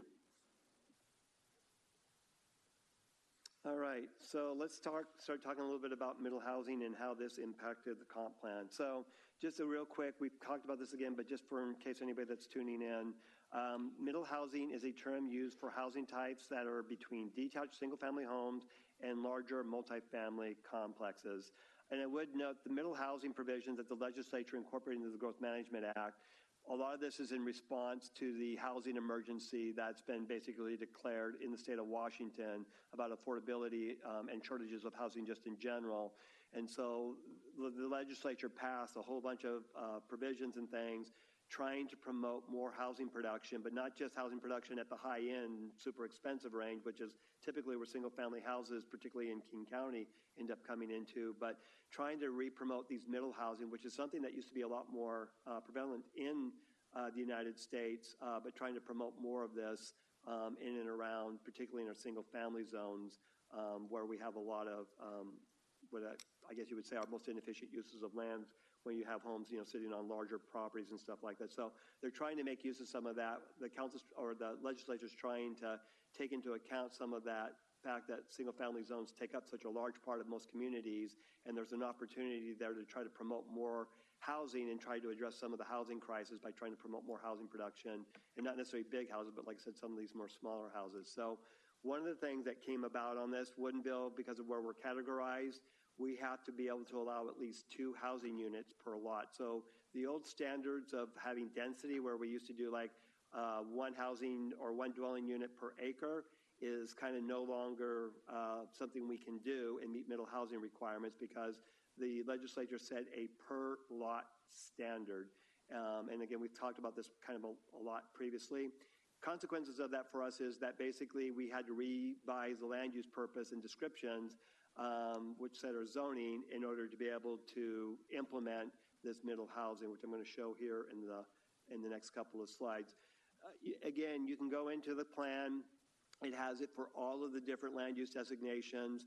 I'm just going to show you 2 of them to show you what we did. We incorporated new graphics to help kind of explain it. And then in addition to that, we updated the purpose and the descriptions to more views kind of describe the form of these zones instead of how we used to kind of describe just strictly uses. We do still talk about uses, but because we're not using density in anything anymore, we do start using terms like 1 and 2 unit developments. We start talking about like mid and low rise housing developments or mid, low, and high rise types of commercial or mixed use type buildings and stuff. So it's a different approach. It's still trying to incorporate and capture what makes Woodinville Woodinville, but we had to rework it to account for the 2 units, and in doing that, we also use more of a form-based description in its establishing what the requirements are for each of the zoning districts. So this is the Woodland Residential, which is our R1 zoning, and then I also put one up here for the Central Business District to show you again, like in the Central Business District, mixed use, other commercial, big box, 3-unit, multi-unit. Would note that we have in the description or in the provisions here, single 1 unit would be prohibited in the CBD because it's not a single family zone. It's intended to be much more of an intense zone. So this is a big change in terms of the way the comp plan is structured. Although again, as I mentioned before, to the extent that we can keep following what we're currently doing, we do try to incorporate that into these plans. So again, I'll take a quick break here and see if there's any questions about these provisions here. Councilmember Edwards. Yeah, just a quick question. As we're in the process of working on this comprehensive plan update, with legislation passing this year, how would that impact this plan going forward? Would it need to be incorporated in this year, or if it's passed this year, what would be the purpose of that here? It all depends on what they do with the legislation. I know with some of the other stuff, like, for example, the climate change provisions, there is actually a mandatory requirement that was adopted in the Growth Management Act that came in very late in the process. And even though they've made grant dollars available, and we took advantage of that to develop our climate action plan, they didn't mandate King County because King County, as well as the other Puget Sound and Kitsap County, are all part of the first areas that have to update their comp plans. So we're not mandated to actually adopt our climate action into our comp plan right now, but we've already got a plan, so that's one of the reasons why we did pull it in. Although we may have, I've got some things I got to still figure out with that because I got some comments from the state on it. But nevertheless, so they gave us until the next cycle, and I would anticipate, not guaranteed, because you never know what the legislature is going to do. They could tell us that they may adopt some things and say, well, no, you're going to have to do it at your mid-cycle and not necessarily give us until the next periodic review to do it. Councilmember Best-Campbell. So for the areas of the city that are on septic system, there's requirements that we allow 2 units per lot. Is it understood in the comp plan that that is going to be based on whether or not a septic system or sewer can be installed to allow that to happen? Is that assumed, or do we need to add explicit details in the comp plan to cover that? We don't need, we actually have things that talk about septic systems in our plans. Basically, you can put 2 units on a septic system. You can put actually 7, 8, 9, 10 more units on a septic system, depending on how you design it. Depending on the size of it, it may go to ecology versus Department of Health, but you can put more than a single unit on a septic system. It just depends on what you're building and designing. So again, property owners ultimately hold the decision as to how they develop their properties, because just because you say 2 units doesn't mean a property owner is going to. But if a property owner does want to develop it with 2, they'll have to make sure if they can't make it work with septic systems and they still want to do it, then they would probably have to extend sewers out to their property. And we don't have a prohibition about sewers being extended into the R1 zone. It's just not a mandatory requirement to extend it out there, but we don't have a prohibition against extending them out there. Right. So my question was more, it's not the city that is going to prevent you from developing R1. It's going to be what Department of Ecology or Public Health says with what your site can handle in terms of a septic system. So we can allow it, but Ecology or Public Health would say, yes, but your site would only allow for additional development up to X number of bedrooms, right? So we can't control that. That would be Ecology that would do that. Yeah, keep in mind, and I've already seen some stuff around this, and I'm not telling you I agree with it or anything like that. I'm just telling you some of the things that I've seen. Some of the counter arguments on that would be that you then should be allowing additional densities in those areas, because part of the issue about extending sewers is cost, and part of the way you make things more affordable is greater amounts of development, right? Because it makes more efficient use of it. So those are some comments that I've heard from the state and stuff. I don't anticipate we're going to have a problem with it, but again, it's just some things that council should be aware of, and some of the things that we get pushback on, particularly with our septic systems and stuff like that, is there could be, at this point right now, nobody is saying that we need to upzone to higher densities other than this 2 units per lot. But if we have serious trouble with meeting certain requirements and things like that, you could see pressure in the future pushing towards some of those things. So it's just things to be aware of. It's not something we have to worry about today. It is something that we have to just keep in mind for the future. Councilmember Taylor. Yeah, just a side note on that. The R1 has also, I think you said environmental significance will go into account, because that area has been designated a ground recharge. And if we do bring sewer in, we're taking water away from the cold water natural recharge into Little Bear Creek and Bear Creek. And that was the argument that went to the Supreme Court with CNW a long time ago. Well, yeah, but I would note, because I did read the comp plan that had the reports and stuff on that. So the whole thing around recharging is more about how you get stormwater back into the ground. You can put impervious surfaces up and still have the recharging into the ground. It's all about how the stormwater facilities and stuff that you are designing. So whether there's actually a consequence, that's a site-by-site analysis.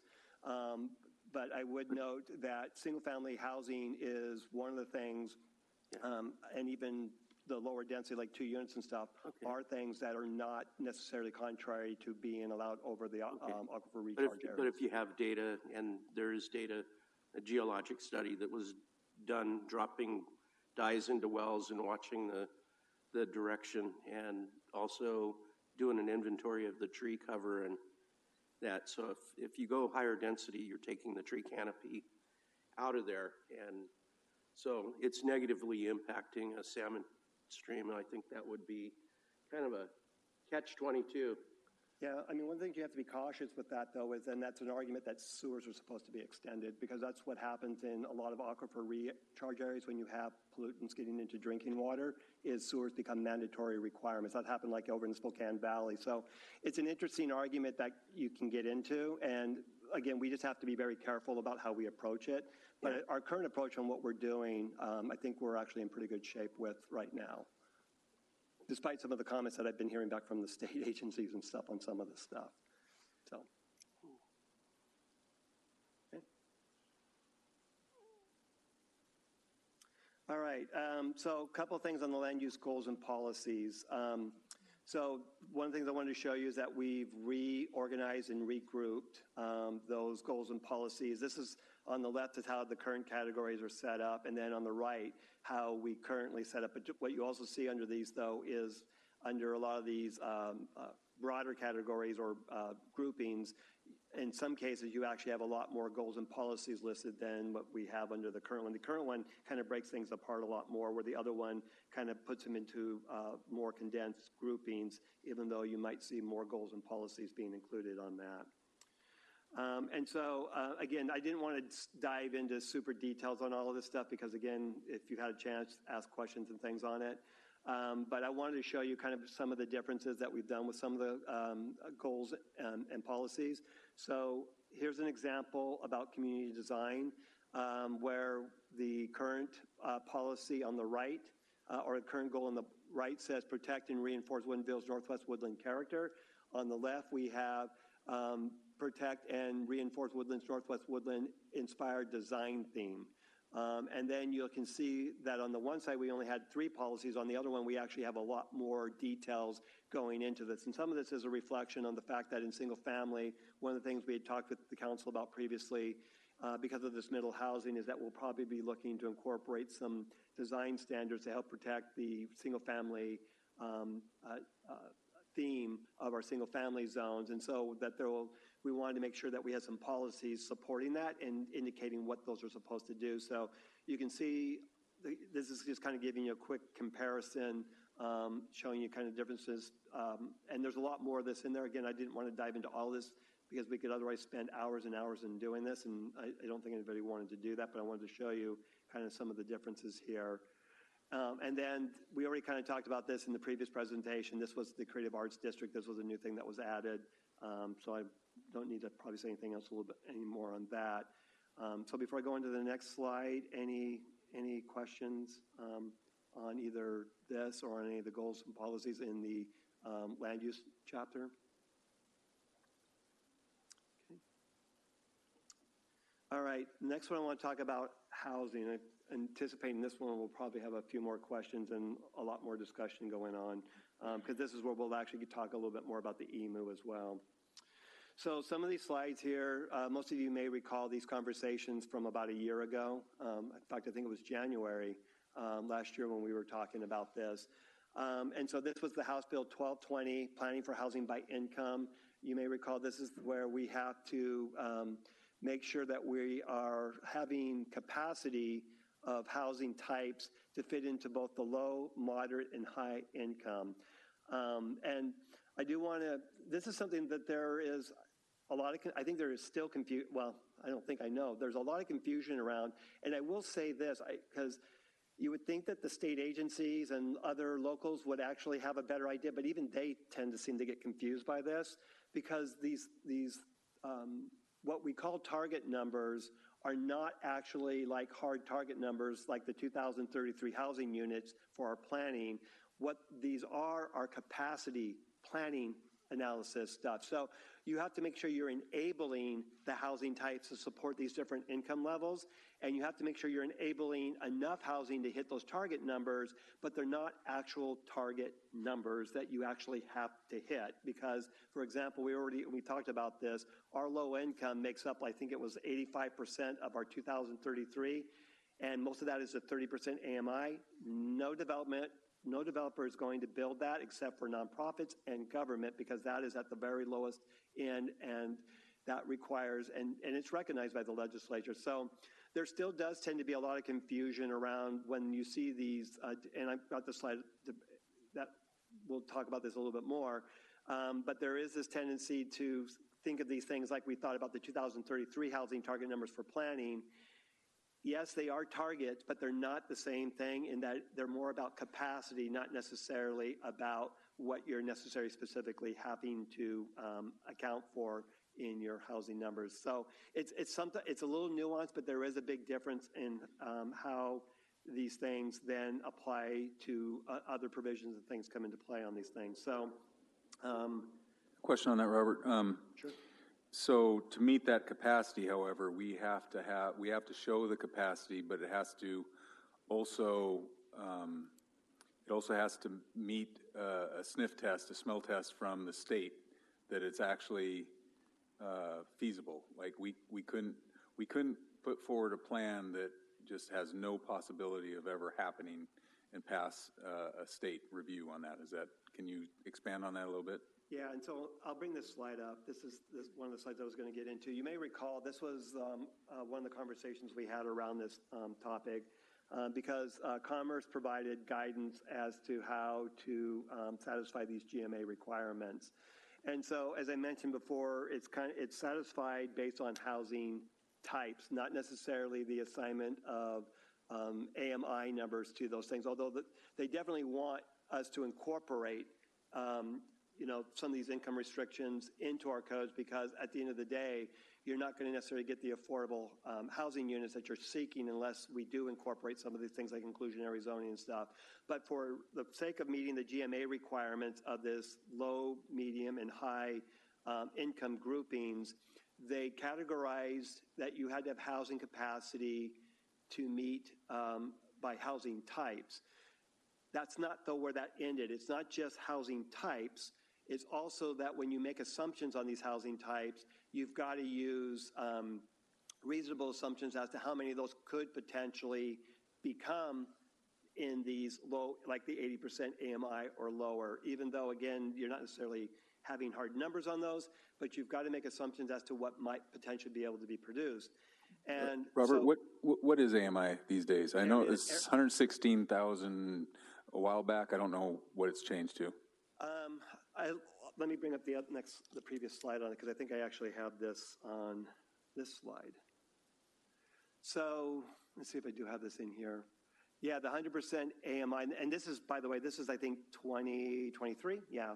So King County area median income was, or median income was 126,125. That's obviously been going up. It went up in 2024. It's probably going to go up again this year. But this was the numbers back in when we were first putting this all together a couple of years ago. And this is based on the household of four. So you can probably look up and find all kinds of different numbers and stuff, but this was the stuff we were originally kind of basically working with, was these numbers. So as I mentioned, so you may recall this. This is showing the breakdown by the assignment of the housing units under each of these, under 30% and below, 30 to 50%, 50 to 80%. Everything 80% and below is categorized as low income, and then we had the moderate income, and then we had the high income. And interestingly enough, moderate income had the smallest number of our target numbers, but part of that is because Woodinville actually does have a pretty large, despite our higher income, medium income here for most residents here, the majority of the housing types in the city are actually not in the high income group. They're actually in the moderate income group, because we have a lot of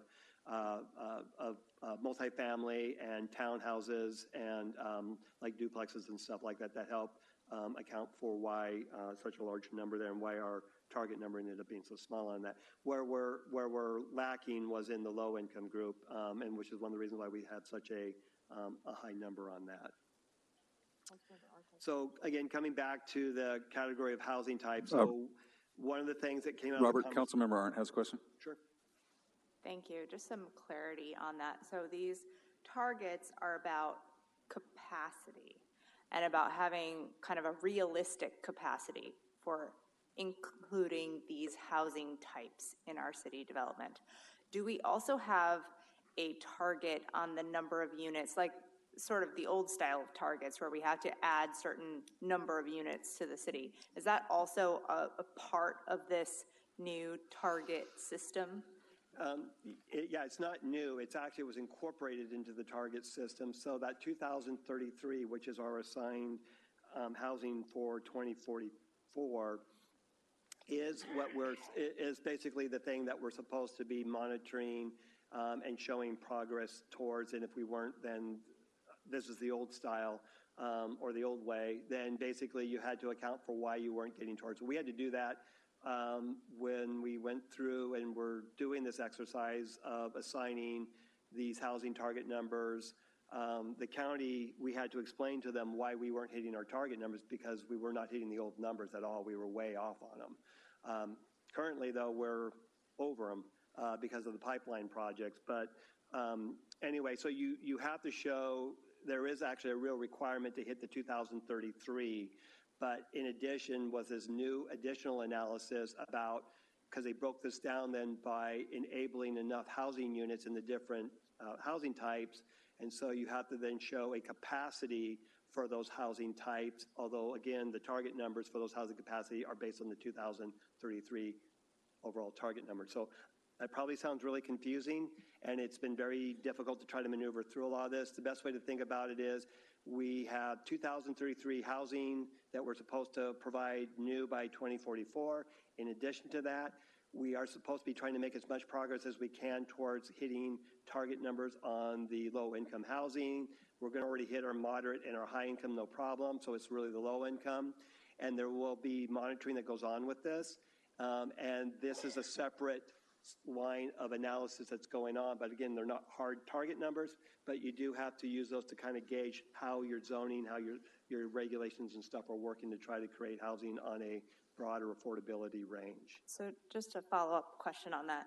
So in theory, we make changes to our comp plan, we make changes to our zoning, we make changes to our ordinances that have some sort of inclusionary zoning, so we're requiring affordability, and do all of the things to show that we have capacity for all of these income brackets or all of the different levels of affordability. But then in our development, which is largely controlled by the market and developers, we don't make much progress on the low end other than what we have mandated as the minimum. What sticks, carrots are being applied to jurisdictions in that case? What is the scenario there? Yeah, so that's a great question, and unfortunately there is not an answer on that. Because, right, as I mentioned, right now these are just planning, so you're just enabling things. But there are new requirements, both out of the countywide planning policies as well as out of the state, for monitoring our progress on housing and also on affordability. And so we'll have to see what happens on that, how not just us, but how everybody is making progress on it.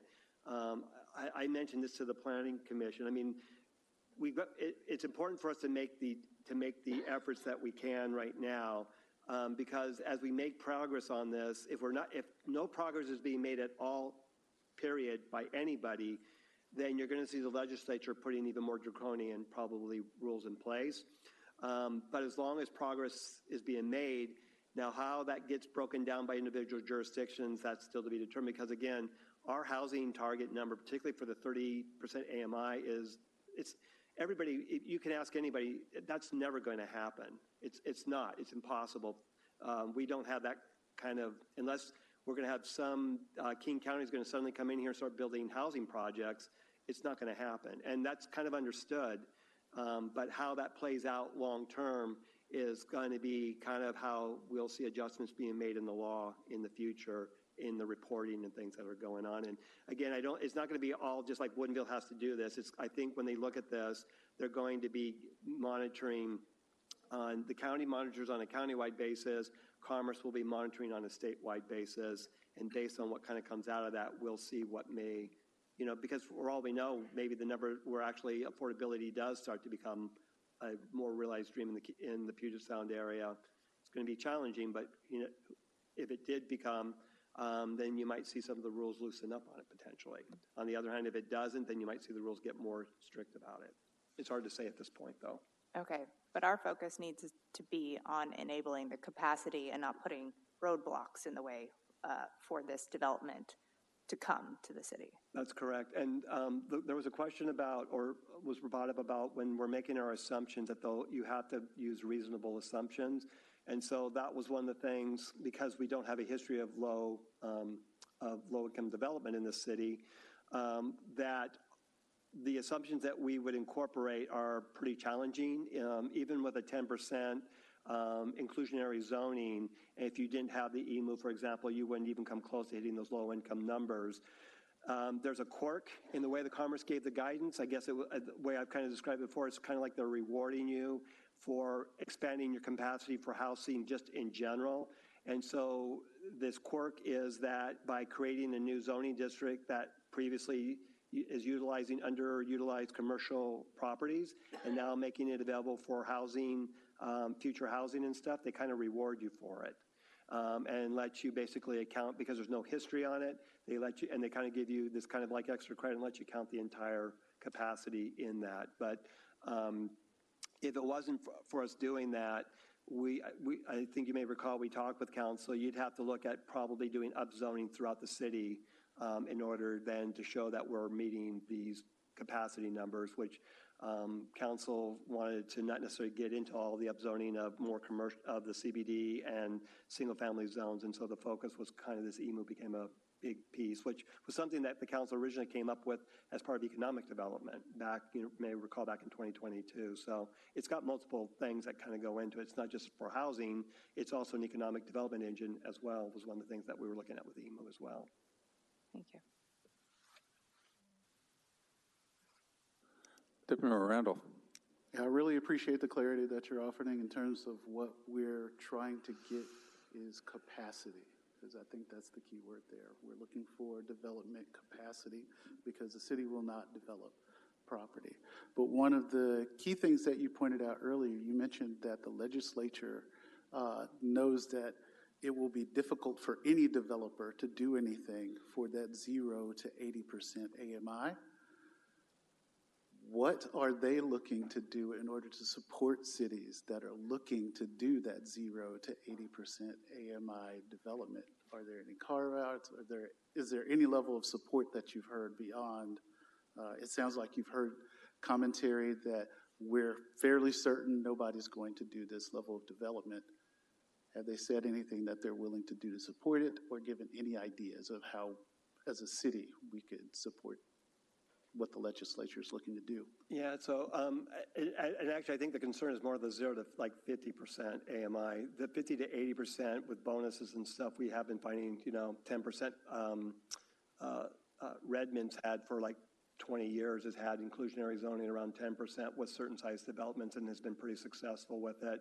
It's when you get into the 50% AMI and below that the private markets don't work for it.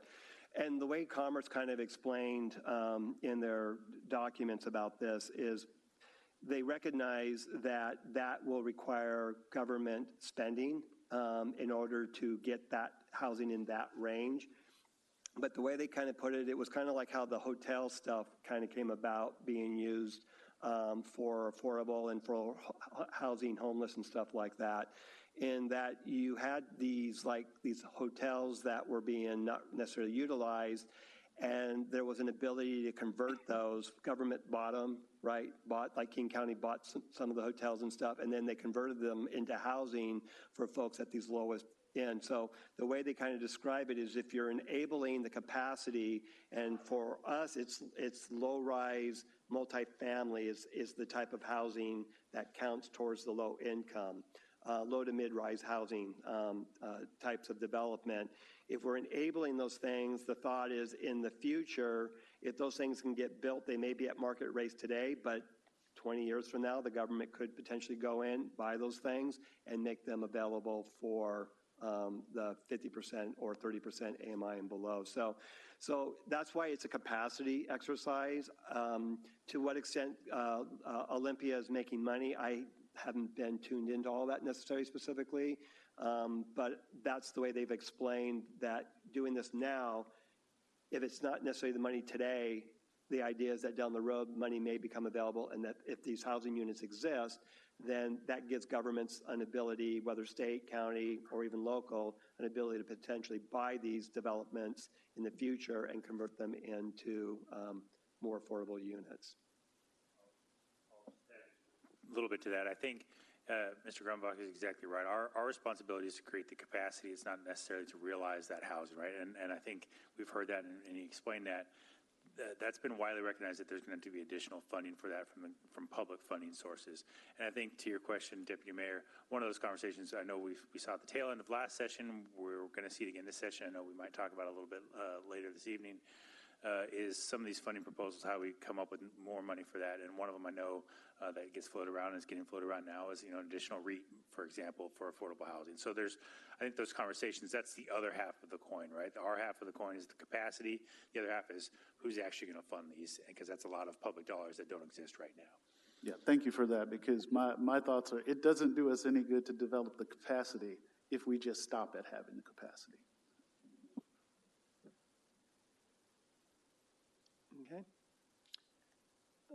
Okay, so, and again, you might recall this was our initial analysis. This is showing that basically under the current zoning, that basically we have this deficit.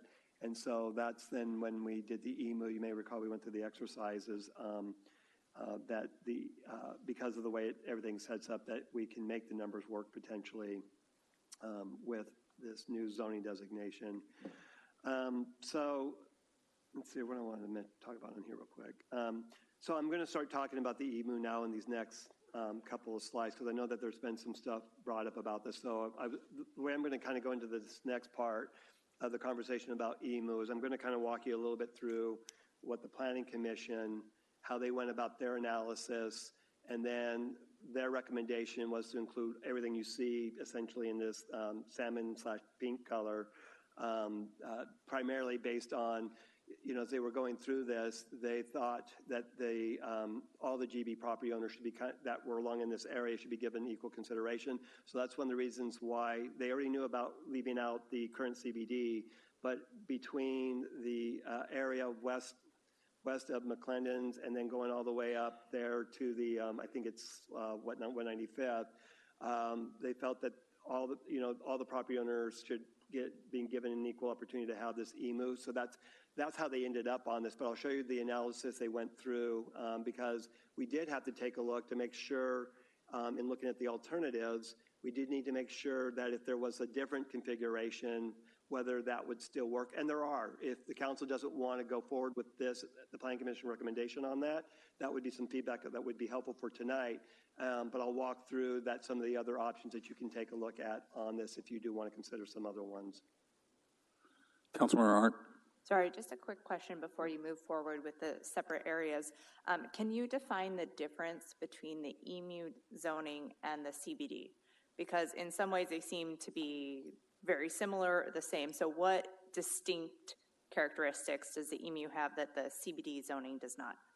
Yeah, so in many ways, and the details are still to come, but in terms of overall description, there is a lot of similarities, but some differences would be I'm trying to remember, I don't know if big box would necessarily, but from a residential perspective, you would not be allowing townhouses or allowing like duplexes. We're talking about we're talking about the multifamily low to mid-rise. So you're talking multiple floors of stacking units and stuff. So that'll be one of the big distinctions. And like I said, I don't believe the EMU would support big box either, which, not all the CBD does support big box, but the East Frame portion of it does. So, and the CBD then breaks up into these smaller districts. So in many ways, I guess you could think about it, the Pet Core Design District is probably a little bit more of a match for the EMU, but the other thing on this is that the EMU, we don't necessarily know all the particulars because we haven't started writing it yet. So, I mean, when we get into the development regulations, like you heard about the creative district potential in the future, extending into this area, and if we want to incorporate some of those thought processes, we may see further distinctions being drawn up in the EMU from the CBD as well, like in height. That there may be a difference. You may have a difference in height, again, still to be determined. There may be bigger restrictions on the size of, like I said, I mentioned about the big box, maybe like in the Pet Core where there's going to be a maximum size limit of 30,000 square feet. Those are all the things we've got to kind of work through for this zone. But there is a lot of similarities, and we did use the CBD as the development in the CBD was used as the basis for determining the density because the pattern in there is pretty consistent across the board. Basically, we've been seeing around 63 dwelling units per acre with new development. And so we used that as kind of the baseline, and then we had to apply these deduction, like critical areas and things like that, factors to these areas to come up with the numbers that we came up with. Okay. And maybe that was a little bit more technical than you were asking. Sometimes I do get carried away with some of the technical stuff here. But so I'm going to show you, this is the breakdown on the different parts. What I wanted to show you on this, so I broke down that entire EMU proposal from the Planning Commission. Every section's broken down into individual sub areas. And then in each of these, you can see that highlighted in yellow, the properties that are in part of it. And then more importantly, within that, where you see the red, those are the properties that were identified as either being vacant or based on certain criterias being potentially redevelopable in the next 20 years. The areas that you see that are not in red inside the yellow thing, those properties are not anticipated to redevelop in the next 20 years. So those are anticipated to stay the same. And so you can see on this one, and part of this is because we've had conversations, I think everybody's aware, we've had conversations with one of the main property owners in here who's talked about wanting to redevelop areas back in that area.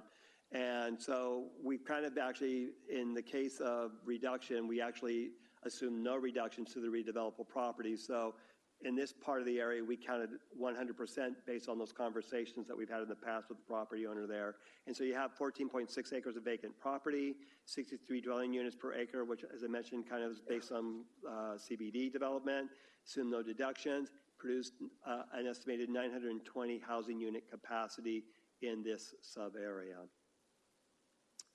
So then we go to the area B, which incorporates, I think, some of the areas that you guys are going to be talking about later in the evening. And again, you can see that not all of this is earmarked for redevelopment.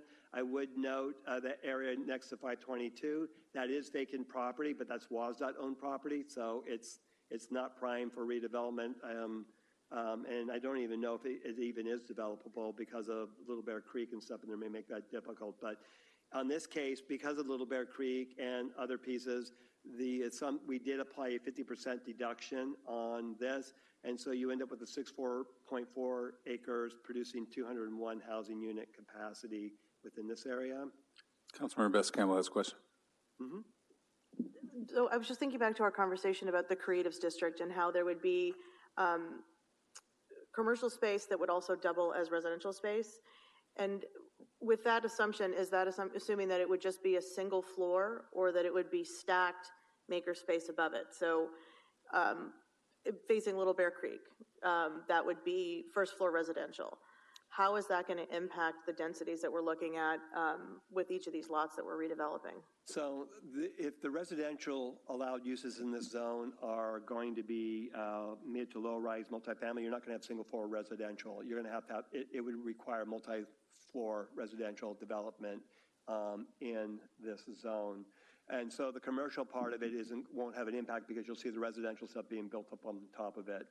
So even with the first floor maker space with residential in the back, that the assumption is that you would still have residential on top of that as well? Mm-hmm. Okay. Yeah, because you're looking at multifamily, you're looking at apartment type development in this area, not townhouses, not the duplexes or triplexes. You're looking at multi-floor apartment type complexes. Because anything else will not fit into that affordable income level. In fact, as you know, not to bring a sore point up, but when we were talking about the Old Town stuff, the townhouses there are a perfect example. Even though those were multi-units stacked together, those units were never going to be anywhere remotely in the affordability range. And you were trying to apply like an 80% AMI to that. There wasn't enough development bonuses. Essentially, an 80% AMI to a townhouse is essentially telling the developer he's not going to build it because the price difference is that great on it. So that's one of the reasons why the single floor, single family, if we're going to be trying to plan for these numbers, is not going to be able to be a type of use that can be permitted in this zone. It's going to be the mid and low rise, so multi-level residential will need to be a requirement. So this is what we call Area C. And so you can see on this one, again, most of it's redevelopable, about 9.4 acres, but there is a part currently, I think we've had tenants that came in on this one previously. Although my understanding is I think the property owner is reworking some of the things with some of the tenants and stuff in there. But anyway, you can see a good chunk of this is developable, but there is a part of it, I think was that Woodinville Plaza, I think it's what it's called, is the name of it. That part is not actually, was never anticipated to be redeveloped because it doesn't meet any of the criterias on it. Continuing north on it, this is the Innovation 522 site. They were in here for permits. They were looking to build, actually, I think it was a 77,000 or 120, I can't remember exactly now off the top of my head. They were looking to build, though, basically this kind of high-tech office development place, but there's no market for it. And so at this point right now, they're still kind of working on their permits, but they're not really moving forward with the project at this point. They are waiting to see about the EMU. This is actually a prime piece, a lot of property available here. Could be really accounting for a lot of the housing type that we need to count towards that mid to low rise in this area, because as you can see, a good chunk of this is vacant. Now, not all of this is owned by them, because the property to the north is not theirs. That's actually somebody else owns that one. But the rest of that vacant property in there, that's all owned by the Innovation 522, and they are very interested in redeveloping this property with a mixed-use development, because the current proposal they had in there just isn't, there's no market for it. And then the northern piece here, you see that most of this is not noted for redevelopment. In fact, there's the vacant piece of land that's behind the Hampton Inns. That property owner actually came into the Planning Commission. He's very much interested in doing a mixed-use development or residential in that area. And then you have on the very corner up in there, there is existing businesses there, but that's also a property that's primed for redevelopment over the next 20 years. And so again, you can see the numbers. So I took all these calculations and they're summarized up in this table, and then we looked at these different options. So option 5 is the Planning Commission's recommendation. That shows that we actually have more than enough capacity, but you can also see there's a couple of other options, like you could take out area E and still make the numbers, and you could also take out area B and still make the numbers. And I would note in area C, if you wanted to take out that one property that was not redevelopable, you won't impact the 296 because it wasn't ever counted as part of those numbers either. So I'm going to stop here for a moment because I know that there are probably some conversations and questions around. So I need to answer those before we continue on. Any questions? Okay. This is one of the areas where I would like to get kind of some feedback if the Planning Commission's recommendation is kind of how the council wants to move forward with it this way, or is there any modifications that the council wants to talk about potentially making? Because the idea then would be is I can take that information and I can bring it back to you at a future meeting, and then we can kind of show this at a future meeting. So I thought this would be a good opportunity if there's thoughts about the council wanting to modify any of this would be a time to talk about that. I do have a question. So we're having another business item coming up about the rec center and pool idea. So, and that would be, is that B? That would be B. So the two options that exclude B and that would remain GB are 3 and 4. And the planning recommendation included that being put in the EMU. Am I reading that correctly? So option 5 is the Planning Commission's recommendation, which was the entire, all of A, B, C, D, E, and including in C, that purple area as well. Right, but if all of that. But if that area that we're talking about later on was rezoned to EMU, would that allow for a rec center and a pool and that type of use? Ultimately, council would decide that, but if it's following some of the things with CBD, I would anticipate that would be an allowed use in that zone. But ultimately, council, because you're going to set the zoning uses in that zone, and a rec facility would fit perfectly within an EMU's, the whole idea behind the EMU. So I would anticipate that it would be included, but ultimately, council is going to be voting on that. And would that make the property more expensive if we did that?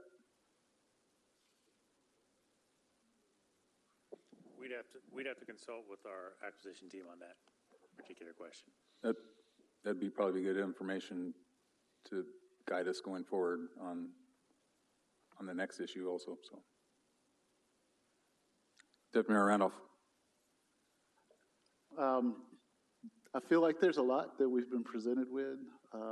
What I would love to see is some level of overlay for us to be able to see the art district, where the recreational area and pool are planned along with this district map, just so we can be sure where those cutouts and think about it a little bit more deeply. Just showing where those areas are on the map would be helpful enough, but is that something you think you'd be able to provide? I can actually tell you what it is on the arts overlay. Arts overlay is the CBD and that purple, and that's it.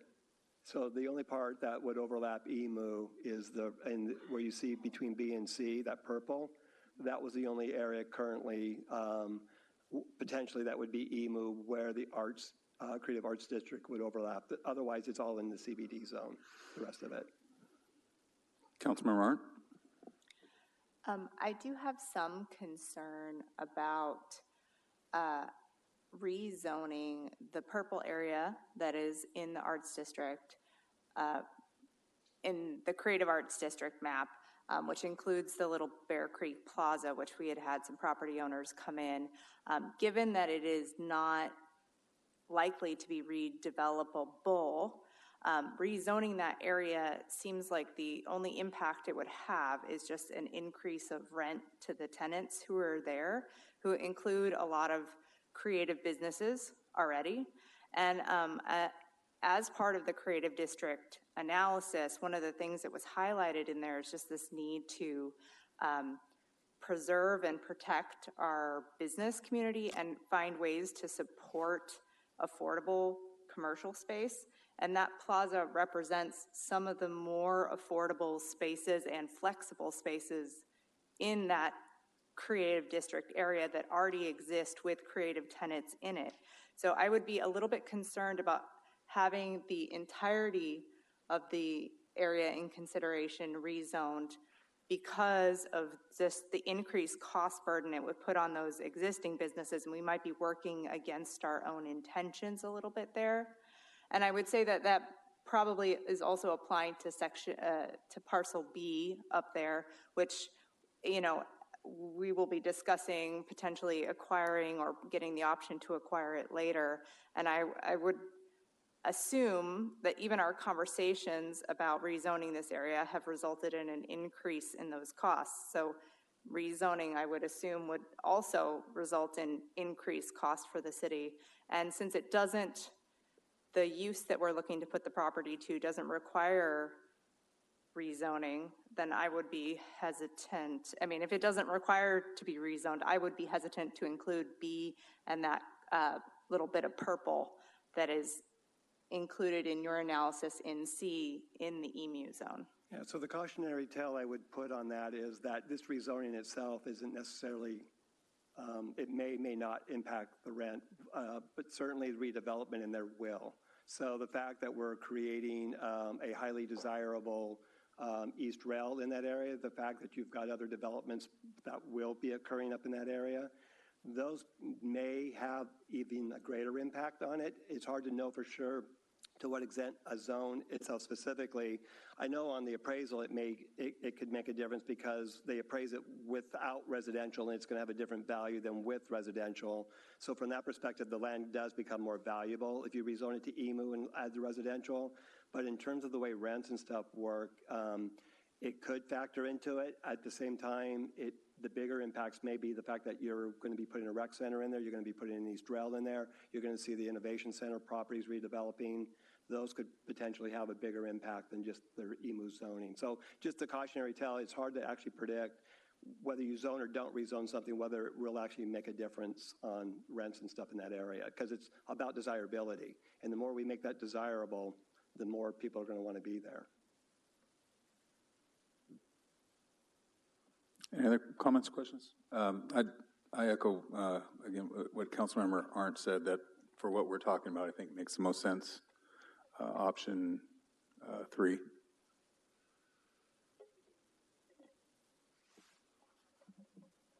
Okay, so let me just get some clarification here. So do you want us to remove B and modify C to take out that purple? Is that what the council's desire is on this? Councilmember Edwards. I'd want to know what that put us at in terms of the surplus and deficit if we did that. Option 3. So it's 3, but wouldn't there also be a modification by modifying C and it wouldn't change that number at all? No, because the purple currently is not developable, is not anticipated to be redeveloped because of the criteria that's used. So if you took out that purple out of C, then it won't have any change in the numbers. So option 3, which has you still meeting your numbers, works perfectly fine. So if you want to modify C and take B out, you would still hit your target numbers.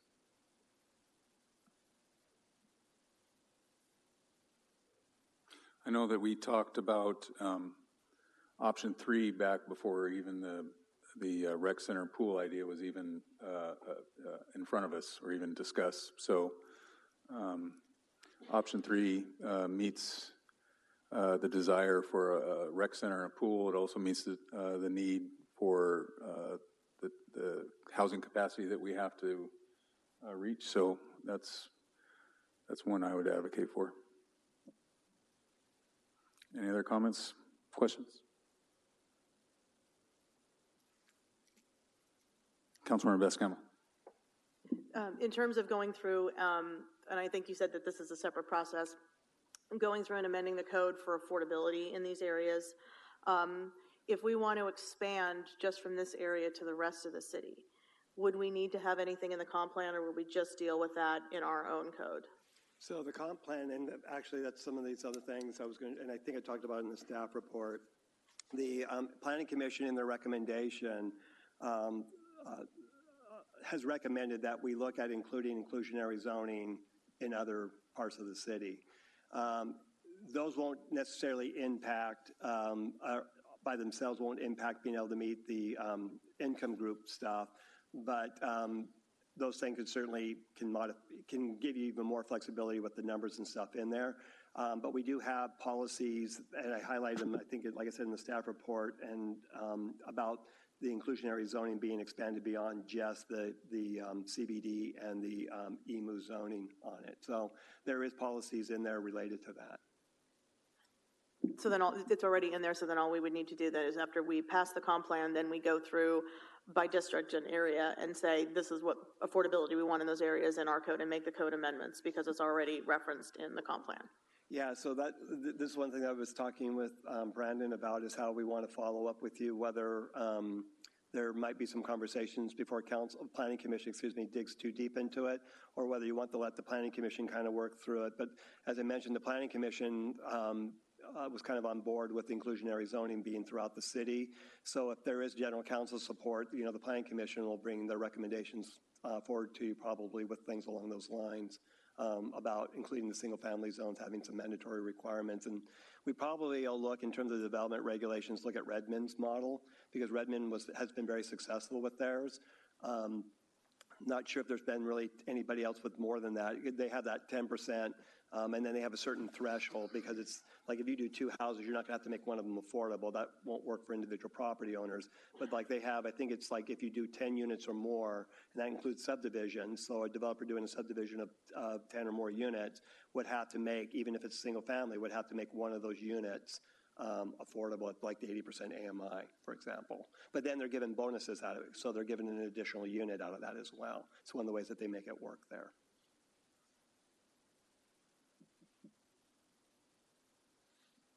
So it sounds like, I think you guys want to think about this a little bit more. What we can do at the next study session is I'll bring you maps showing both with B and modified C out, and you already seen this, and then maybe get a little bit more, because I'm getting the sense of maybe, or is the council certain that they do want to take B out and modify C, or do you want to think about it a little bit more? I think it makes sense. I'm sorry, Councilmember Evans? I mean, we've taken a look at this a lot. We spent a lot of time last year looking at this. We've, I say this often, sometimes we're presented with not great choices and even worse choices. And I know for me, an even worse choice would be to have the state come in and decide to just completely rezone everything and take that away from us. I agree. I think option 3 probably makes the most sense. It gets us the closest. I still am leaning towards option 4 as well, but I definitely would not be supportive of 1 or 2. I would note that option 4 wouldn't get us there.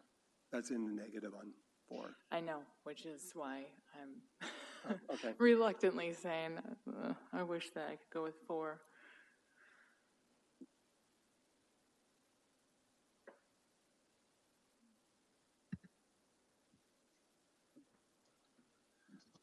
Raise a hand. I think you got all it sounds like. It looks like all you're going to get for now. Right. Well, my question then is, do you want me to bring anything back on this at the next meeting? Well, I'm just speaking for myself. I think, we discussed this previously, as Councilmember Evans said, and option 3 gets us to our numbers. It also meets the goal of where we want to discuss coming up a rec center and a pool. So to me, that's the best option. Also, our strategic vision has, for a long time, has been to preserve our neighborhoods and concentrate our growth in the downtown area. And I strongly hope that we stick with that vision, because I think that meets our Northwest Woodland character. It preserves people's largest investment is their home. It's where they chose to live and why. And we should concentrate, in my opinion, affordable housing where the infrastructure is, where the jobs are, where the park and ride is, where the trail is, and other amenities. And I think that makes the most sense to me. Councilmember Bess Campbell. Are we in some sort of legal murky waters in that we're saying we don't want to rezone a land because we want to buy it and we want a cheaper price? That's one of the things I'm thinking about with B. Sure, it makes sense not to zone it because we want to buy it, but because we said we want to buy it and we're saying we don't want to rezone it because we want to buy it at a better price, is that going to pose a problem for us moving forward? Or do we just treat this whole zone the same and sort of avoid the headache of it? That might be a question, more of a legal question for the city attorney. Jeff, do you have any thoughts on it? Sure. Evaluation,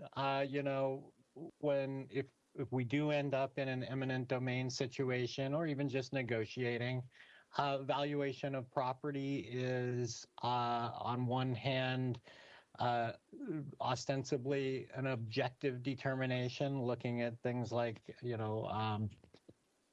comparable sales and that sort of thing, but there's some subjectivity to it as well, whether we're negotiating an acquisition or trying to convince a jury of what the value of a particular parcel is. There's room for argument. And we certainly already know, sitting here today, that if the topic of rezoning these properties in a way that might increase their value is even on the table, we're going to hear about that at the negotiating table or as part of an eminent domain process. I think what I would suggest is this is a comprehensive planning process, and probably shouldn't be overly swayed by considerations around what the city might have to pay for the property. If you want to be true to sort of the policy goals and intentions behind the Growth Management Act, I would keep the focus there. I'd like to make sure highlight that. I'd like to make sure and highlight that we had discussions of keeping the area from Homeward Pet to the office park there, GB, well before the rec center and pool idea even came in front of us. That was in a public meeting, and that was actually my recommendation well before that. So that should also be a consideration. I'm on the record of actually stating that well before that, and that's easily determined by public records. Councilmember Bess Campbell. Oh, I want to clarify. So if we include B or don't include B, the valuation is essentially going to be considered the same just because of what's around the area. If we exclude B from our comp plan numbers, we're reduced in our numbers. If it doesn't matter whether B is considered part of this rezone or not in terms of other things we want to do with the land, wouldn't we just keep it in there for capacity to show that we're making a good faith effort if the price is going to be the same no matter what? Do we just keep it as a way to show growth management that we're being consistent in this zone? Because if we carve out that area, it seems like because of its proximity to other amenities, it seems like that's an area that would be a really good place for multifamily housing. So in terms of consistency with comp plan, I don't love the idea of all of GB being rezoned, but in terms of consistency, in terms of zoning and what makes sense with that corridor, I'd like to have more of a conversation over what it is we expect to get if we don't include B, because if the price is the same no matter what, why don't we just keep it in there, and then we've got more capacity numbers to show that we're making a good faith effort. That's it. From what Mr. Ganson was saying, that appears to be what we're talking about, is if the price goes up, and Mr. Grumbach said the same thing. So I'd like to have a little bit more discussion over, do we want to just keep that whole area consistent, or are we going to parcel it out? Planning talked about this, and they said the whole district should be rezoned just because of consistency and don't pick and choose little parcels. So I'd like to have more of a conversation about why we want to pick one out if it does not really going to make a difference.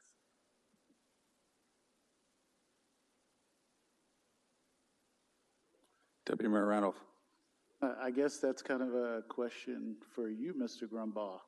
When we go in and we're talking about capacity, what's it mean if we say we are going to rezone this versus not? Are you talking about the entire GB, or are you just talking about this? Just section B, because that's what we've brought up to discuss. Either way works. I mean, whether the including B just adds to the capacity, but you would still meet the capacity requirements. Modifying C to take out the undeveloped or the developed piece and not including B, you would still meet your GMA requirements. So there's no overwhelming excitement from the state or King County if we have overcapacity? That's a great question. Yes and no. So that's a question I'm actually trying to work through more with PSRC, not necessarily the state, but there's a question with PSRC that I got to work through on some stuff on that. And it's actually not about capacity, it's about the pipeline projects, which are not a capacity issue. A pipeline are actually considered actual things happening. So the capacity piece isn't necessarily the issue with that, it's more the pipeline projects. Got it. So with that in mind, is that something that you can research and bring back to us with some details so we can parse that? Yeah, I mean, I've got to get an answer about this pipeline piece. I don't think the pipeline piece is going to necessarily affect whatever you do with the EMU, but I've got to get an answer on that and find out if PSRC has a problem with it. But like I said, land capacity itself, nobody has a problem with you being over having more capacity. We haven't heard anything from our city manager. Do you have anything to add on any of this conversation, or any input or guidance or anything you'd suggest in this? I don't really have anything beyond what's been discussed. I know council has talked around the idea of excluding Area B for different reasons, but it's entirely a council decision at this point. I don't have any additional wisdom beyond that. Okay. Anybody else? Do you have anything else, Robert? Well, I've got more on the presentation, but the way I'm understanding is that we're not making any action on it right now, and we'll have more conversation on it. Is that what I'm understanding correctly? Okay. That works. Okay, we're getting near the end of this, though, I promise. Yes, Asha laughs at me here. All right, something else I wanted to note in here, because this is another GMA requirement, adequate provisions. The main thing you just need to know about this is that we have to do this analysis. It's actually another thing Commerce provides us the information on. It's currently in the appendix. There has been a recommendation that we have this adequate provisions piece included in our land use, or excuse me, in our housing chapter, so there may be some modifications, but essentially what this is doing is that we're supposed to evaluate our zoning for potential barriers to getting affordability. And so you can take a look at that, and we identify, based on Commerce's guidelines, potential barriers that are here in Woodinville, and then what actions are we taking to address. And so, like, for example, the lack of large parcels for infill development. How are we dealing with that? We're upzoning to create the EMU is one of the main tools. But there's also things about design review, building height, and the requirements on floor area ratio. Again, all these things are more technicalities. Just wanted you to be aware, because we may have to make some modifications to the document based on Commerce's feedback on it. It doesn't change anything of substance, it's just where things are located. And then this, again, like I showed you in the land use, again, you can kind of you can see the comparisons on what we did. There's a lot more in the housing. Even though you can't read these up in here, you can see in the document, one of the things you'll see in a bunch of this is that we make multiple references to inclusionary zoning being incorporated elsewhere in the city. So That would be one of the things I would take away. Besides the EMU, one of the other big takeaways in the Planning Commission's recommendation is this expansiveness of potentially having inclusionary zoning in other parts. The thing about the comp plan is it doesn't say exactly where else you might do it, and that was done on purpose, but it does support if you decide to do it citywide or if you decide to keep it more limited, it supports it either way you decide to go on that. And then the last things I just want to touch on. So this is one thing I wanted to see if council had any thoughts on this. This was a recommendation. It's the second piece of that recommendation about modifying this transportation policy. And so you can see basically where it starts with. The top one is the current one. It says take an active approach to managing on and off street parking in the downtown and key growth areas to minimize land dedicated to parking and ensure right-of-way balances other community needs. And the recommendation that Planning Commission forwarded as part of the recommendation was to add this additional language that says, while meeting the needs of residents and visitors to it. From a subsidence standpoint, it doesn't really change anything. The feeling was that there was just wanting to be a bit more emphasis about making sure we're thinking about our residents and visitors, making sure that there is enough parking for them. But from a subsidence standpoint, it really doesn't affect things one way or the other. If you do want us to keep moving forward with including this in the changes, like I said, then we'll also have to we'll incorporate also in amending the ordinance that adopted the transportation plan to also modify this policy as well. So if I can get your idea, if I can get some feedback as to whether you want us to move forward with this or not, that would be great. I agree with the Planning Commission's recommendation on that. We have Woodinville is interesting because we have 15,000 residents, but we're surrounded by a large percentage of unincorporated area, and we also get a large amount of visitors coming here for tourism. So it is an opportunity. It also creates a problem because our infrastructure is strained because of not Woodinville residents.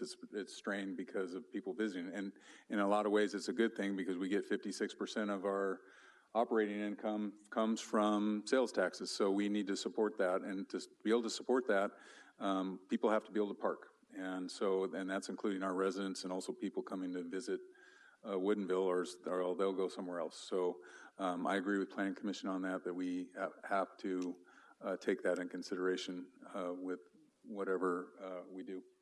Councilmember Edwards. Yeah, I also agree. While I agree that I don't think adding this changes the substance of it at all, it doesn't actually have an actual impact based on adding this language there. It does provide the spirit of what this is about and the intention of what this policy is about. So providing that extra wording, I don't have an issue with it. I think it works well. Councilmember Best-Campbell. So functionally, it really doesn't get us anything by putting that in there because we're still bound by state laws in terms of we can't require more parking, and they're actually making moves if you're near transit and whatever, they're reducing parking. So this is more for us saying parking is important, but we still have to do what the state says in terms of parking numbers, right? Well, this policy has nothing to do with the state requirements. Well, we can't make parking requirements that the state, so for example, we can't say we want 150% the parking that the state allows for residential development. So we can't require more than the state allows. So what does this get us in terms of the parking that we want here? Like what does this allow us to do that the previous iteration doesn't? Well, like I mentioned, from a subsistence standpoint, there is no change. From just a language standpoint, you just basically are reemphasizing about residents and visitors for parking. That's all it is. It's basically, and that was kind of the intent on it, was basically just wanted to highlight that a little bit more strongly.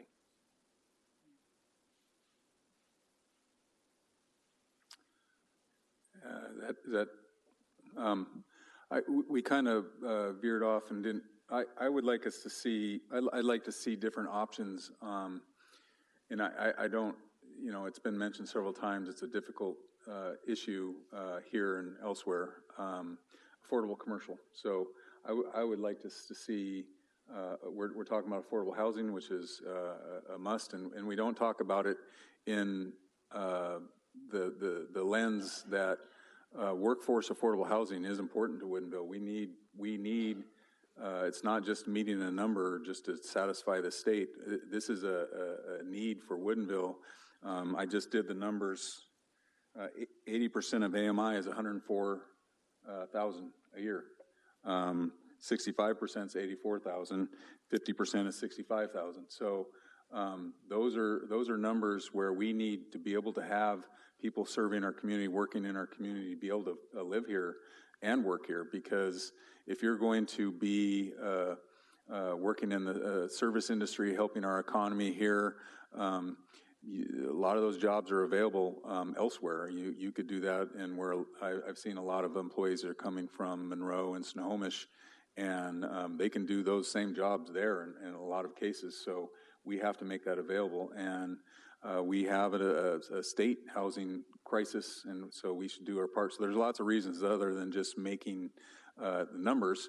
However, we also have to make the numbers because the state is a state law, and we have to mandate that. And the state has some hammers on us. Whether I've heard comments that seem kind of silly, but the state, they're not going to come here and put you in jail, or they're those types of comments. Well, but they can rezone you, and they can take away taxes. So there are ramifications to it. So not only is it a state law that we have to meet and avoid those, but there are real human needs and Woodinville economic needs to this too. So I want us to keep that in mind. But as far as affordable commercial, Woodinville is a small geographic area, 5.5 square miles, and properties doing nothing but getting more and more expensive. So we need those businesses to be able to serve our community. And so I'd like to see some options on how we can incorporate not only affordable housing, but affordable commercial, whether that's smaller sizes, second floor commercial, some other ways that I haven't thought of. Maybe there's other jurisdictions. Somebody said Federal Way has done some things. Anyway, I'd like to see that incorporated in future discussions as well. So a quick question on that one. Are we talking about, besides what we have for the Creative Arts District where we make a reference to it, is the council wanting us to potentially add additional policy language around affordable commercial? The reason I'm asking that is because if that is a desire, that may have to go back to Planning Commission to do that, because that wasn't something that was in the range of options that the Planning Commission discussed. And so if it's not within the range of things the Planning Commission discussed, then the item has to go back down to them for discussion and potentially a hearing on it. So I wanted to find out if we have the stuff in the Creative District related to that, but is there a desire for additional policy? We can draft those up, but then we'll need to take that to Planning Commission.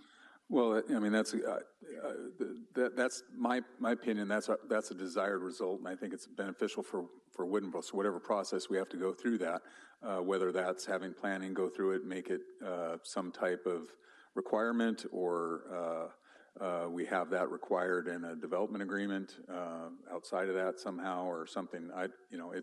It's an issue here, and it's a growing issue, and I'm concerned about the economic development of Woodinville without, and we talked about it today about, arts and culture and things like a rec center and a pool and opportunities around that are important to a community. It's one of the top things that our surveys show. So I would like us to really consider on how we could meet affordable commercial needs, and that can be included with some of the creative district ideas that we had too. But I'm sure there's other ideas I haven't thought of, but I'd like to see what those options are. Right, but the question I have here is, because that can be things you can do with the development regulations, but what I need to understand is whether council wants that incorporated into more policies into the comp plan, which is separate from actually then looking at actual development regulations later on. I personally would. Councilmember Hart. I would just provide clarification that the affordable commercial and that need we have in the city isn't a need that only exists in the EMU, but it's throughout the city that we need to talk about that. So from my perspective, that goes more towards development regulations or possibly other mechanisms rather than simply including it as policy statements for the EMU. But I would defer to others who might have a different lens for looking at that. I know it's been a challenging issue, and when the Arts District folk toured the Bel-Red Arts District in Bellevue, this was one of the things that we discussed at the time, because that Arts District is also based on redevelopment rather than old or historic buildings. And so how did they preserve that? And Bellevue had done some work to try and work on the affordable commercial policies, but it wasn't, even they were struggling with how do you actually flesh that out. So I would just welcome any additional comments and discussion on that, but I don't know that simply including it as an EMU policy in the comp plan is going to get us where we want to go. Councilmember Edwards. Yeah, I agree with that. And I also would like to say that I think whatever we decide, this has to be an in-depth conversation where a lot of research is done and we have these conversations. One thing that's become clear with this topic is there's no clear answer in terms of affordable commercial. There's no one you can point to like, we want to copy that. They're doing really well with that. So this is one of those things where we have to look at all the different ideas to see what would work best in this community. And I think that requires a lot of conversations and a lot of groundwork and research for us to have those conversations. So whatever mechanism would allow us to have those research and conversation, I think is what the next steps should be for affordable commercial. Councilmember Evans. Thank you. Yeah, I still, from our guest speakers earlier, I'd love to see what they have that we could take a look at. I think that we can learn a lot from what other jurisdictions have done well and what maybe hasn't landed really well. I'm not opposed to maybe a high-level statement, but I don't know that we have to go super deep here, because I agree that we should really spend the time to study it and take a look at what development agreements are coming to us, what is, what we could do for affordable commercial, and also really talk to the people in our community who could potentially make use of that, and what is it that they would like to see? What would make it affordable? What would make it easier? Is it smaller footprints? Is it shared footprints? Like, I just think that it's a lot bigger than just a policy statement, and it will take a lot of effort to make sure that we're hearing the needs of our community. Thank you. Councilmember Best-Campbell. So I think that it's also important that we look at the places that have natural affordability right now, where the affordable places are now, because new construction is always going to be more expensive than what we have. So I don't necessarily, I guess I'm agnostic on whether or not we have a policy or a statement in the comp plan. What I think I'd like to see is an analysis of where do we have affordable rents right now, and how can we maintain that? In addition to, right, this is multiplicative effect and additive effect. I want to see where it's affordable now, what we can do to maintain and encourage those areas while there's this development going on around it, because new construction is always more expensive, and we lose control over a lot of management of that because material costs are high, land costs are high, property taxes are high.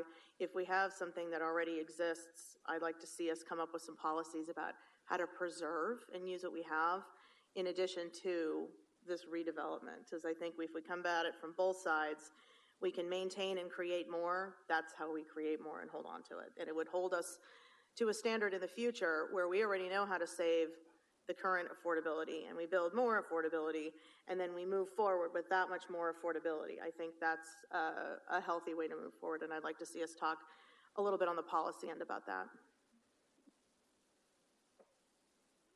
Deputy Mayor Randall.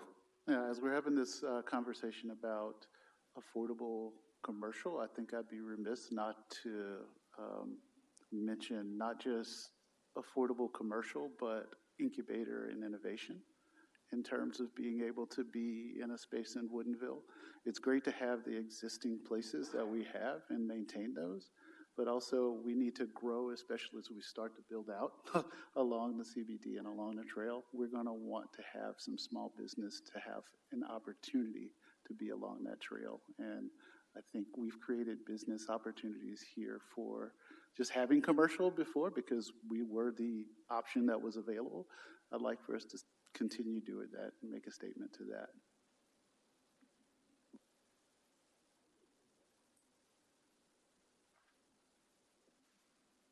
Okay. The next couple of slides, I'm just going to actually kind of just wrap this up because it's gotten pretty late. But Just so you're aware, these are in your packets. Agency comments, Puget Sound Region Council, I already kind of made a note about the pipeline housing stuff, and we're doing some further investigation on that. And then the other thing, Commerce had a couple of things in there on social justice and mentioned about the adequate provisions. It was a little weird about the wildfire one that they had. There is a stuff that talks about it in GMA about that, but the Building Code Council actually had us already adopt this. We're just waiting on the maps to put it into implementation, and then there's other policies in there that relate to the wildfire. So I'm not sure we need to do anything else more around that, but I just wanted you to be aware of those in the instance of being very transparent about things. Wanted you to be aware of the agency comments, and we may have to there'll be some changes being incorporated into this document based on some of that stuff that's come through, as well as what I've been hearing from you tonight. So I'll bring some of the stuff on the EMU back at the next meeting, and then also we will cover the remaining chapters. And if there's anything else that the council wants to bring up at the next study session as well, feel free to email me. Give me time, so the earlier you can give me those emails would be great. And we'll see about bringing that up. And if we don't have enough time at the next meeting to get through all that, then we can always schedule another study session after that before we actually go to first reading. So that's all I've got. Thanks. Thank you, Robert. Business item number 8, approval of offer packages for rec center property acquisition. Mr. Buchanan. Point of order. Oh, skip that. Sorry, Mr. Hill. Mr. Mayor. I'm sorry about that. Sorry about that. I was trying to get to the end. Presentation of the 2025 legislative session. Mr. Hill. All right. Good evening, Honorable Mayor and council members. My name is Jared Hill, and I'm going to provide you with a brief, I promise brief, legislative update. So the 2025 regular session began on Monday, January 13th, and is expected to last 105 days, ending on Sunday, April 27th. The last day the governor has to take action on a bill is Tuesday, May 30th, 2025, and the 90-day effective date is Sunday, July 27th. In Washington state, the first year of the biennium is the longer session, 105 days, to give legislatures time to write and approve a budget. But this year, Washington faces its most significant budgetary challenges in over a decade, with a projected $12 to $14 billion shortfall through June 2029. The legislature will be looking for ways to address this funding shortfall and pass budgets by the April deadline. As you can see on the screen, our next cutoff date is February 21st, and this is the policy committee cutoff, and the last day for a bill to be read in committee reports in their house of origin. I know you're familiar with this, but just as a refresher, we have 3 primary legislative priorities this year, which is continuing to advocate for our $5 million in Move Ahead Washington funds to be moved up in the budget, seeking local, state, or federal funding for our NPRSA Community and Aquatic Center property acquisition, and finally supporting North Shore School District in a fully funded education system.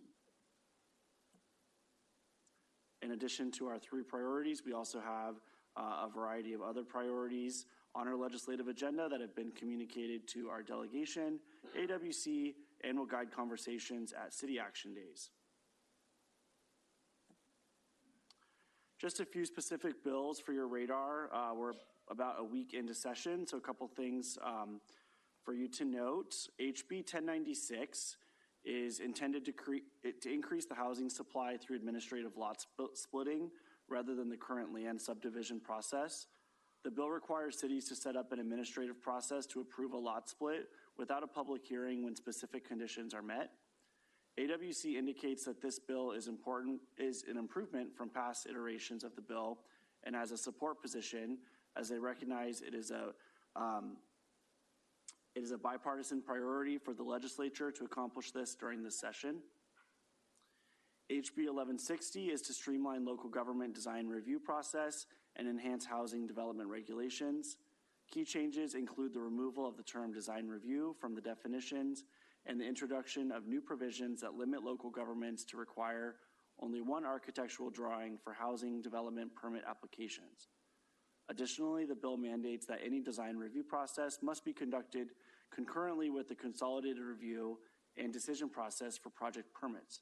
It also specifies that local governments cannot impose more than one public meeting for design review processes. And then this one is actually not an AWC AWC tracked bill. It's outside of sort of AWC's scope that they typically track, but it's on your legislative agenda, so I wanted to include it. And that is SB 5222, which is the tenant protections bill. It has a companion bill in the House as well. It does what the Woodinville local ordinance does that you all passed last year, but would also limit rent and fee increases to 7% during any 12-month period, and provides enforcement mechanism for violations of the bill. So it'll be interesting to see if that makes it through. And SB 5060 creates a law enforcement hiring grant program that's supported by Governor Bob Ferguson's request for $100 million investment in law enforcement hiring. And he's indicated that's a key priority for him in the budget. AWC has flagged SB 5184 as well as a concern that we are monitoring. This bill restricts cities' ability to ensure parking is provided with development and brings back similar issues we've had in the past, where there is a new definition of transit service and is an overreach on local implementation of the Growth Management Act for site-specific projects. This bill has a hearing on Friday, and we will continue to monitor its process. And finally, we're looking at SB 5148, which is the Housing Accountability Act. In its current form, it would prevent housing development regulations and housing elements from being adopted until Commerce completes its review and makes a determinations of its legality. This adds additional complexity and bureaucracy to the process and could ultimately slow down growing cities like Woodinville, all because of a few bad actors. So the Washington State Legislature has revamped their website, and AWC has invested in their bill tracker as well. So I encourage you to take a look and see some of the progress they've made there. Councilmember Best Campbell has a question. Sorry. So the tenant protections bill, there was one that passed out of the House, and that was likely the one, it's sponsored by, among others, Representative Dewar. The House version is the one that's likely to pass from what the Democrats are saying. What is the difference between the Senate bill and the House bill, and do we want to take a position on supporting one or the other? Because we've just gone through our housing plan, and we've just talked about caps on junk fees and rent hikes and things like that. If you could come back maybe at our next meeting or email us or something, what are the difference between those two? So we, I guess, can take a more specific position, because we want tenant protections, but if one of them is better than the other, like, obviously we'll pick the better one. Yeah, absolutely. And I had thought about asking council for a position on that tonight if it was going to mirror exactly what you had passed in the arch recommendations, but since it did go a little bit further, I think that would be great if I could email that out, or I'd come back to the next meeting for your approval on that. Perfect. And then we still have a long way to go on this process, and please feel free to reach out to me if you're hearing concerns from your constituents on any specific bills.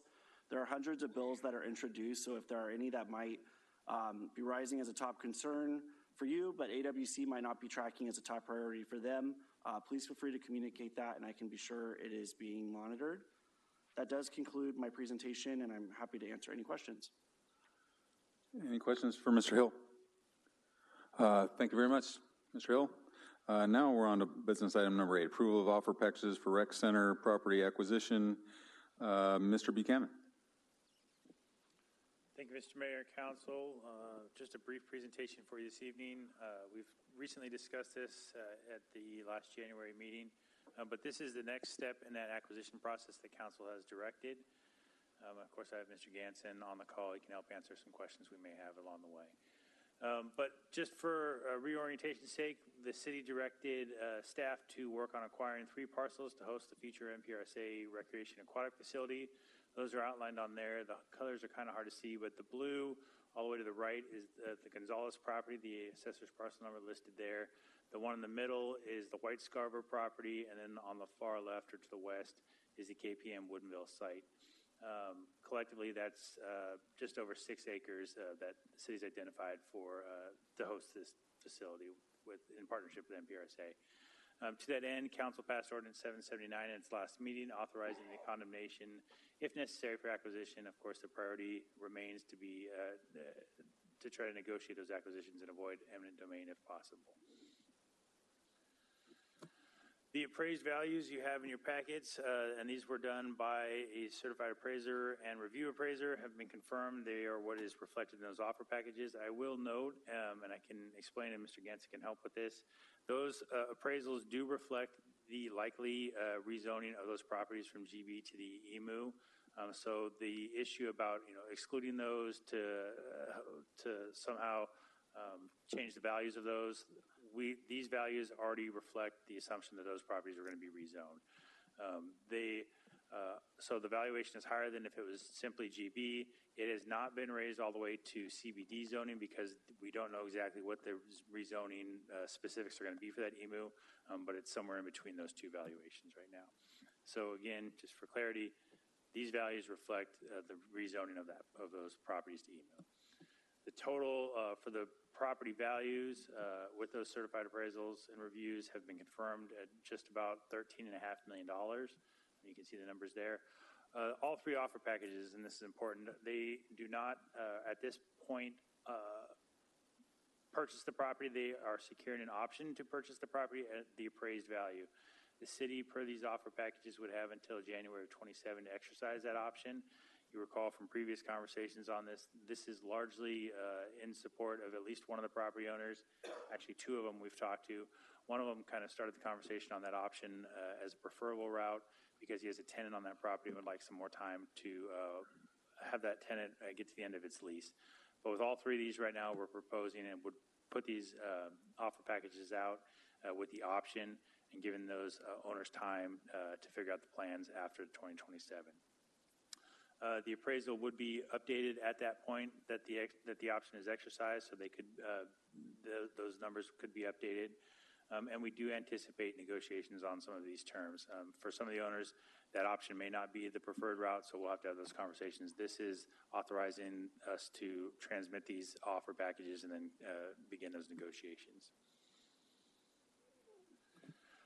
Importantly, I'll highlight that the values on the previous slide do not include the required relocation costs. Right now, the best estimate we have with limited information we've been able to secure from some of the property owners is we're anticipating somewhere in the $2 million range for relocation costs for the property owners and the tenant businesses on these sites. That would put the total estimated cost for the acquisition and relocation in about $16 million. Just to remind council, we've had these conversations. $6 million is included in the 2025 capital budget for property acquisition. That was obviously prior to these appraisals. We have discussed pursuing $8.5 million in available grant funding. We have at least 2 grant programs that we've identified and will be prepared to submit applications for imminently when they open up. If we were successful in those grant applications, we would still require, obviously, if we were somewhere near that $16 million range, we'd still have to do a budget amendment for $1.5 million at some point in the future when we exercise those option agreements. Of course, it is also, this has been discussed briefly, but not really labored on because it's still very much a TBD, is the terms of the deal with MPRSA could include repayment for some of all those costs. And in fact, staff representing MPRSA has brought that up in various conversations. So I think that is also another avenue that is available in the future for us to recoup some of these city costs. So with that, at the recommended motion, of course, happy to answer any questions you may have on this. Councilmember Edwards.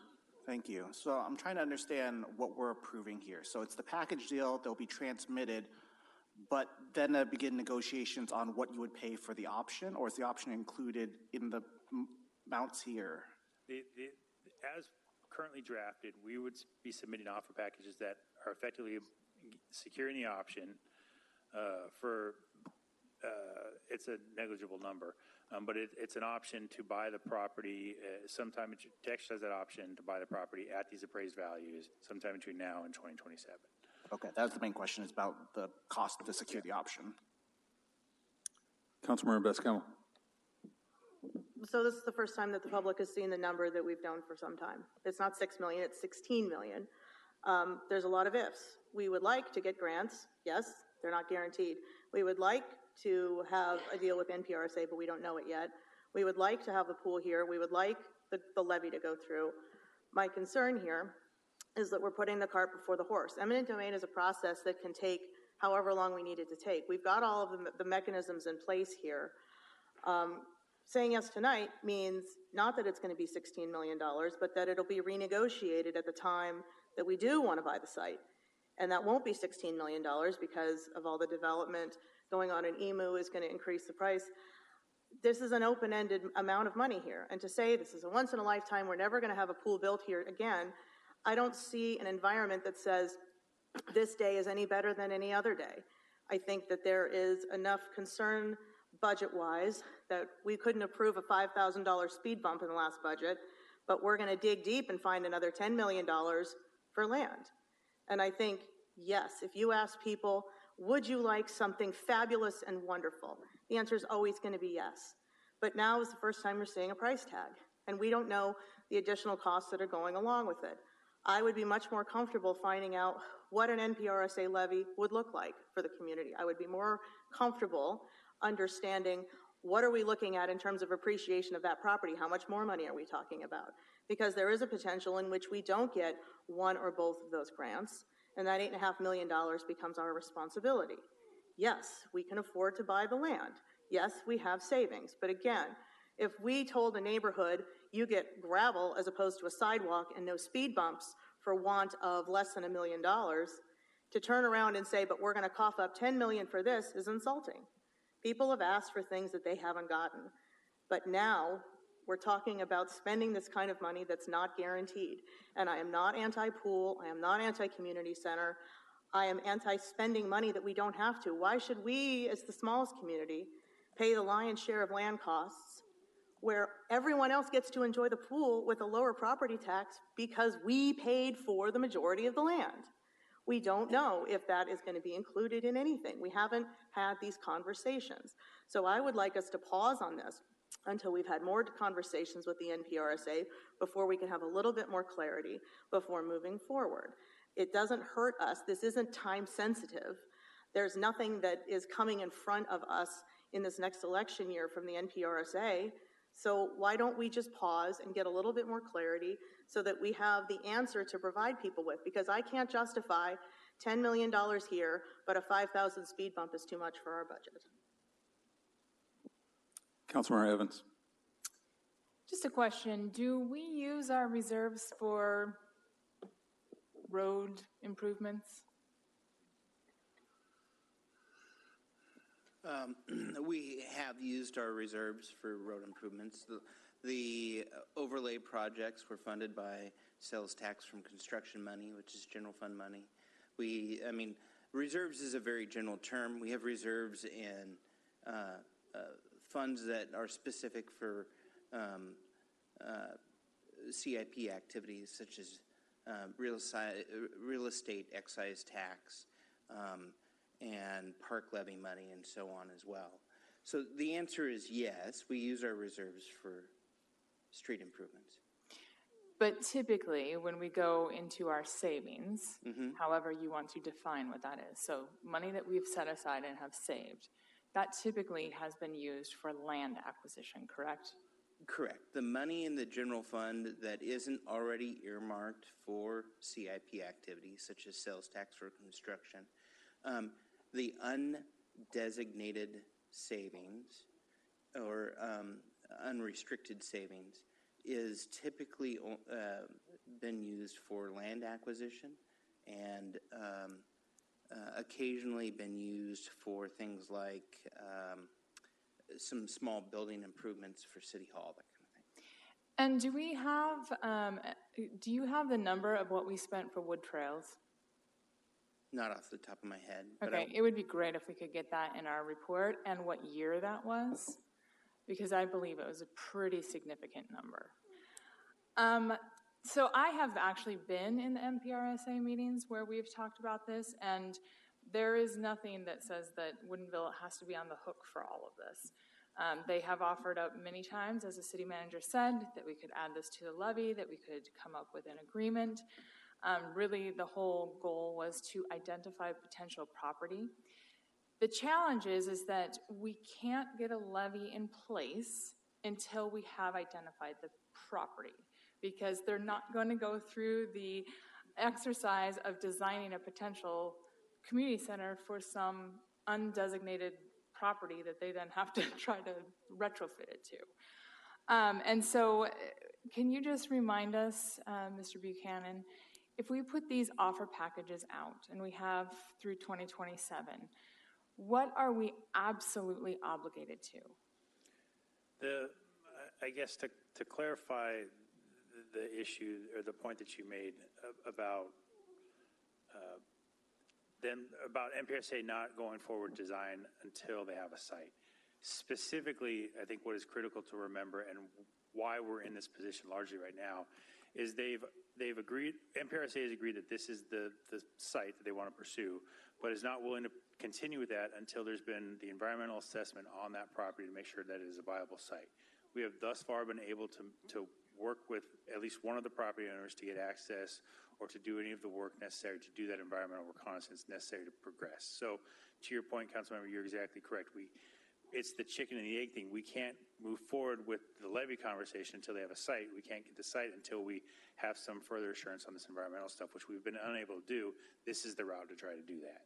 So this is the necessary step, and the option approach that I'm recommending and the acquisition team is recommending to you comes with a provision that allows us to do that environmental reconnaissance without the firm committal that we are absolutely buying this today. It's an option. We have the option in the future to buy that. We're not committed to at this point. We need to do that due diligence. This is the vehicle to try to get us to be able to do that due diligence to know whether we can even proceed with this site or not. Great, thank you. Councilmember Arndt. So I'd just like to emphasize that last point. If we approve these offer packages and everything goes pear-shaped, what dollar amount are we as a city on the hook for if we choose not to proceed with purchasing this property? The cost thus far, which would be some of our acquisition team and some of our legal fees. We're under as they're drafted right now, not obligated to buy the properties. So by doing this, we are saying we have the option to buy this. We can pursue the environmental review that we need to move forward with the NPRSA so that they can then begin crafting more parameters around what that center would look like, and then we can firm up what the final option for the public to make a decision on would be. But none of that can happen until we move forward in some way, either by flat out purchasing the property or exercising some sort of option. Correct. And at our last meeting, when we passed the ordinance allowing for eminent domain on this, we did emphasize very specifically that we wanted to negotiate with the property owners as our first priority rather than just exercise eminent domain. So in my view, this would be pursuing that negotiation with them. And I would commend you and the acquisition team because I think this is an excellent solution. It doesn't obligate us to spend any money at this point in time, but it does give us the access and potentially the option to purchase those properties as we move forward without having to spend that money now before we know if we possibly can get grants and what the MPRSA future options might look like. So I am supportive of moving forward with this option, and I would love to see us pursue kind of locking it down so we can get access to the property and continue to move forward for the public. Because unlike speed bumps, we have had a lot of people show up at our council and tell us that they want recreation facilities, that they're supportive of aquatic facilities, and that this is a priority for residents. Councilmember Taylor. So back to the answer, I've heard the question a couple times. Is it $10,000? Is it $100,000? How much do you think will be out if we investigate and then back out or scrap the idea? Right now, it would be basically sunk costs at this point, and it's costs we've already spent with our legal team and our acquisition consultant. So it's not $100,000 right now. And if we did the evaluation, we're trying to get The main goal at this point, again, as I mentioned when Councilman Evans was asking the questions, we need to do the environmental reconnaissance on the third property. We haven't been able to make contact with that property owner to get the permission to do that or any participation to do that. Right. So, and when we get that permission, that's an MPRSA effort to do that. That's not our cost to do that.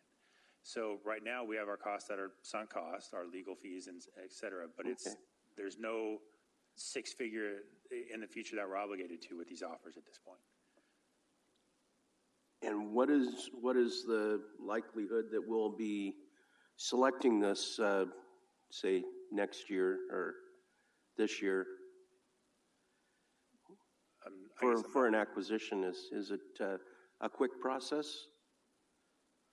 So under this proposal, the council would have the option to exercise the purchase of those properties. And it could do so anytime at its discretion between now and when that option period expires. So right now, drafted is beginning of 2027. That gives you 2 years to, for whatever variety of reasons council would need to be comfortable with moving forward with that acquisition or not, right? So that gives time for the grant process, at least in 2025, to unfold, and we'd have a better idea of that. It gives time for MPRSA to go through their evaluation process and potentially even their levy process to know whether that levy is going to pass. That they've talked about, at least tentatively, and we don't control that group, but tentatively they've talked about trying to run that in 26. So if we had till the beginning of 27, that gives us time as our most important piece at this point. So we wouldn't be ready for this at the end of this year.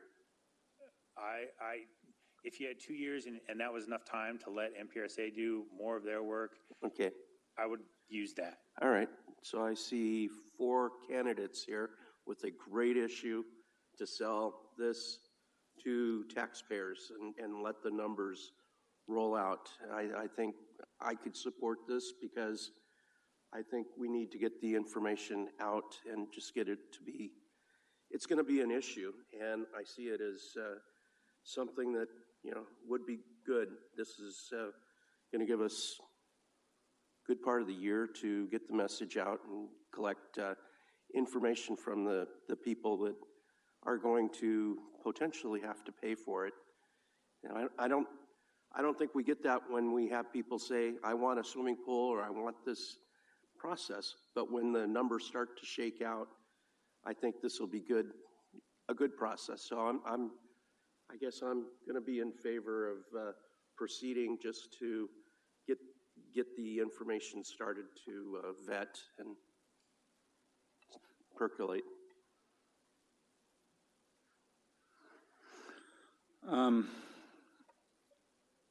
So, a lot of times it's talked about, what the public wants. And I view our job as providing services to the public and what they want in a very sound fiduciarily way. And the public has spoken, and the public spoke tonight. They are excited about the opportunity for a rec center and a pool. And what you won't hear, and I said this last time, what you won't hear is from the opposition is an alternative. They don't talk about an alternative. They don't talk about different land to do this, or how they would do it, or would the city do it. The only thing you hear about is fear, uncertainty, and doubt. And we have an opportunity. MPRSA asked us for property to ask all the jurisdictions in their area to forward property. We did, and we were picked. That's the first step. And the next step is to do our due diligence, and this is a good way to do our due diligence on the property and take the next step. And they aren't going to, Councilmember Taylor just said, basically what he's going to do is scare the public into the next election or whatever he's talking about. And there is no way that he knows what the costs are. Nobody knows what the costs are because we haven't had the architect come through with a design or anything with this. We don't know what MPRSA is going to fund or not. And that's just irresponsible. We are here to provide services, and this is part of it. Again, our Parks and Recs department went away in 2011. Councilmember Taylor was on that, and I'm not Monday morning quarterbacking. I'm sure that there were budgetary concerns at that time, but that was 14 years ago. 14 years ago. That's a decade and a half where the city of Woodinville hasn't had a Parks and Recs department. That's ridiculous. We're the last section in the East Rail Corridor to do something. That's shameful. And this is an opportunity to work with our partners. And the majority of the council has shown a desire and ability to work with our partners to get stuff done. What this is from the opposition is just try to throw out fear, uncertainty, doubt, fiction. And if we want to, the majority of council wants to provide this service or look into the opportunity to provide, this is the best way to do it, this most cost-effective way of doing it. Councilmember Bess Campbell starts throwing out things like gravel. She's talking about a sidewalk, and that's a paved shoulder with a raised curb. It's not gravel like they're telling residents. We voted that. She talked about speed bumps. There is a process in a neighborhood. If you want a speed bump, you get 75 or 70% of the neighborhood to say we want speed bumps, and we have a process for doing that. You don't just slap speed bumps in front of somebody's house and think that the neighborhood's going to be okay with that. We have a fixed process of doing that. And I can tell you the first off, if we went over our budget and we did actually have an honest deficit, her husband and herself would be the ones advertising it around Woodinville that we had a deficit after they were trying to throw stuff onto the budget. This is a time-sensitive issue. We have competition for this facility, and we don't drag in our feet when we have this opportunity. Time kills deals. We've seen that happen in Woodinville, and we've seen that attempted by opposition on things to drag it out and to try to kill deals. This allows us to also, the property already has without, not in the ground, but above ground, because they have stuff around that property near the stream. But we get a look at what's going on over there, and so we get to do a due diligence in a very cost-effective way. So I very much support this process as the next step in what will be a many-step process. Councilmember Bess Campbell. So perhaps somebody wasn't listening to my previous statement. I do have options for what we could do and still get the pool. If my name wasn't just a filthy word that you think you throw out of your mouth, you would have heard what I said, which is, why don't we go to the NPRSA and say, we have this land, we have the potential to buy the land, but also we've shown that they're willing to have a conversation with us about eminent domain and selling the property. Why don't you fold this into your levy? That is how you do this. It's not time kills deals. That's a car salesman tactic. I got to go ask my manager, but this deal's only good for 15 minutes. Don't think about it. Remember, this is the first time you've seen $16 million as your number.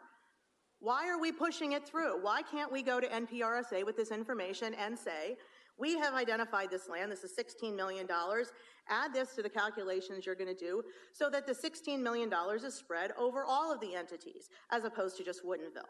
And no, it has nothing to do with FUD, it has to do with basic math. We can't continue to spend because we want.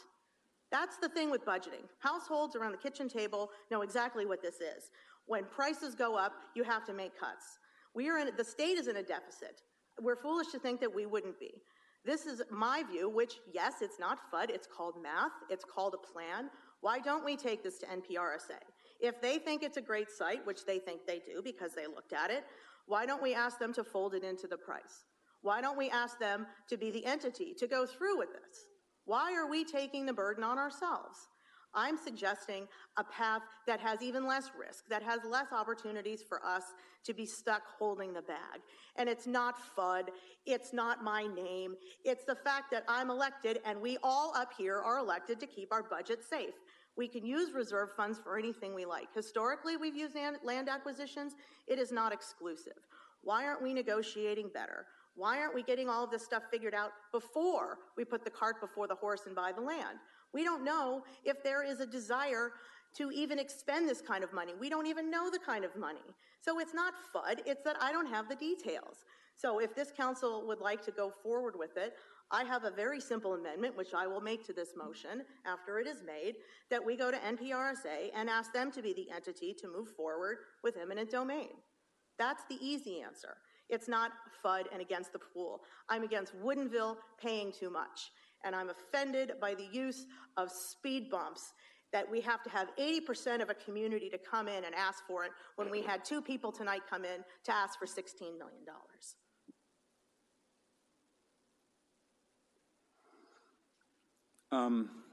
Yeah, I want to reply to that. So the NPRSA process was to come and identify property, and we have competitors. Kenmore wants the rec center and the pool. Bothell wants the rec center and the pool. We have a deal. We are the selected site as is. It would be foolish to go back and try to start renegotiating that. And NPRSA isn't going to be able to fund anything that she's talking about because the levy isn't passed. They can't pass a levy until they have property identified, and then they go to an architect and they design the rec center and a pool, and then they have a cost associated. And that's how you work that deal. And somewhere in there, they might fold some of the costs in there. We have NPRSA possibly, I'm not sure, but talking about providing money for this land acquisition. We have King County that has been shown, council members that I've talked to, several, have shown excitement in giving us $5 million for a local resource and a pool. We have our federal representative, Congresswoman Delbene, her and her staff are excited about giving us $3.5 million. I don't know if they're going to be able to, but they're excited about and going to bat for us. So we have a very cost-effective way to provide this and in the process. And you don't go back to NPRSA and say, hey, you guys do all this stuff. We had a deal. You guys do all this stuff. And then hang some unknown cost or process on them without even having the levy in place. And you can't have the levy in place until you have the property and the design and the costs. So this is an extremely cost-effective way to proceed and provide what is arguably the number one request and need and desire for the people that we serve. Councilmember Arndt. Just provide a couple of things. This is the first time that we have seen this $16 million. And I think we should all take a breath because it is a lot of money. And I personally would not want to obligate the city of Woodinville for $16 million for this property acquisition. I think exercising this option allows us the time to pursue that other funding. It allows us the time to have the conversation with the NPRSA about what portion of this can be folded into a future levy. The NPRSA's funding model at this point does not support taking over land acquisition. It does not support running an eminent domain process. They are extremely small and lean organization at this time because that is the scope of their work under their current levy. In order for them to grow and take on this new task, they will have to pass a new levy to support this. And I think this is something that we can create the opportunity for the voters to make a decision on. Voters will need to make this decision. But I think we can take the steps necessary now to allow them to make that informed decision in the future. Yes, this is something that many people in our community have said that they want. Yeah, they're going to have to look at the price tag and then make an informed decision. But I personally would like to see us work to allow them to make that decision. Because otherwise, I'm making an assumption about where their priorities lay that is not informed on their whatever they might be willing to spend for the eventual construction and operation of this project. This option allows us to move forward without putting money on the table today and pursuing all of the potential conversations about sharing the expense. And so I'm supportive of it. Councilmember Evans. And to the timing, it's really important that we get moving on it now with the option without obligating us to this full amount of money, because this will give the MPRSA enough time to do their work and hopefully to get everything onto the ballot by 2026 so the voters can make that decision before our option comes up. My other question for you was, if we do hit our option date and a levy hasn't passed or the decision hasn't been made, what are our options? Do we just pull back from the option? Do we renegotiate for more time on the option? What are our options there? I think it depends entirely on where we're at that point, right? If MPRSA, and there's a whole bunch of ifs here, if MPRSA has run the levy, it didn't pass for whatever reason, obviously that directs us towards one decision. They have done it, we're close. There's not going to be a big window there if they go in November 26th. We would have to look at negotiating and extending that option at that point. In no case does this offer package negate the ability, if necessary in the future, again, the hope is to avoid it, but if this somehow doesn't work through, this doesn't negate us using eminent domain in the future if necessary. Okay, so really it's just opening the option for us and also providing enough time to potentially get this levy out there so that voters can take a look at what's being proposed and they can make their voices heard. You know, we've already spent the money in terms of our acquisition and our legal team, so I think that we need to pursue this knowing that this is one of the top things that our voters have asked for, and allow the NPRSA enough time to really work through the process to get it in front of voters to have a definitive say one way or the other. Thank you. Are we ready for a motion? I move to approve the offer packages for acquisitions of the KPM, White Scarver, and Gonzalez properties as they are enumerated in the original motion, and that is 9517-100-195, 9571-710-190, and 9517-100-210. Do I have a second? Second. A motion and a second. Deputy Mayor Randolph, you have the floor. I believe this is a calculated risk. Everybody that's sitting on this dais, everybody who sits at their kitchen table, as mentioned earlier, everybody who thinks about making any decision has to come up with the pros and the cons. I personally believe that there are way more pros to this than there are cons, and those who would believe differently probably don't speak to as many elementary, middle school, and high school age parents as I've had an opportunity to do. This has been scaled as something that is super important, not just for Woodinville. This is Woodinville's contribution to the NPRSA to say we are actually going to be an active partner. Every other city that's currently in the NPRSA has an established location that they are working with, whether that be a senior center or some other recreation opportunity that's within that jurisdiction. We are the last within the group that has not been participatory in having a location. This will give us that mark. This will make Woodinville the site of a place that is participating actively in the NPRSA. And this will also bring something that's being requested by our community.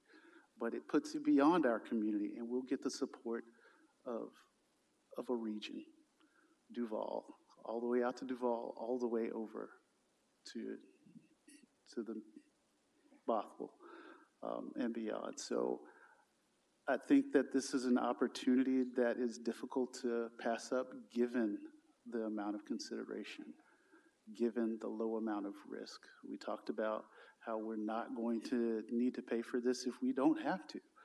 And I think the number of options and calculated risks that we have in front of us are fairly light at this point in time. So I am definitely for this motion.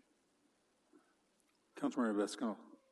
I'd like to amend the main motion to include a negotiation with NPRSA that they will reimburse the city for land acquisition costs associated with eminent domain via reduced levy costs to Woodinville. Second. I have a motion and a second. Councilmember Vesco, you have the floor.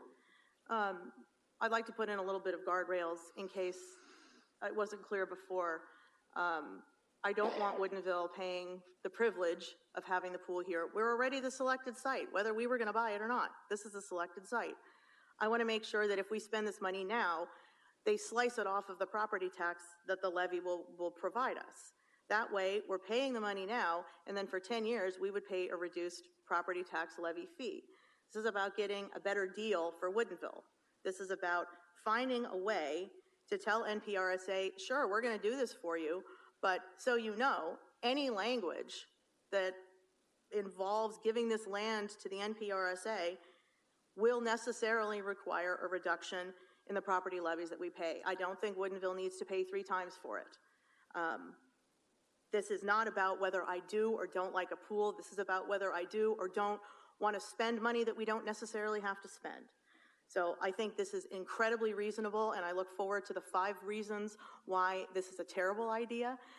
Guardrails are in here for a reason. The only reason that we're talking about this tonight is we've had conversations about giving this land away, and we're finally looking out for the people of Woodinville and thinking, okay, how can we make sense of a $16 million spend?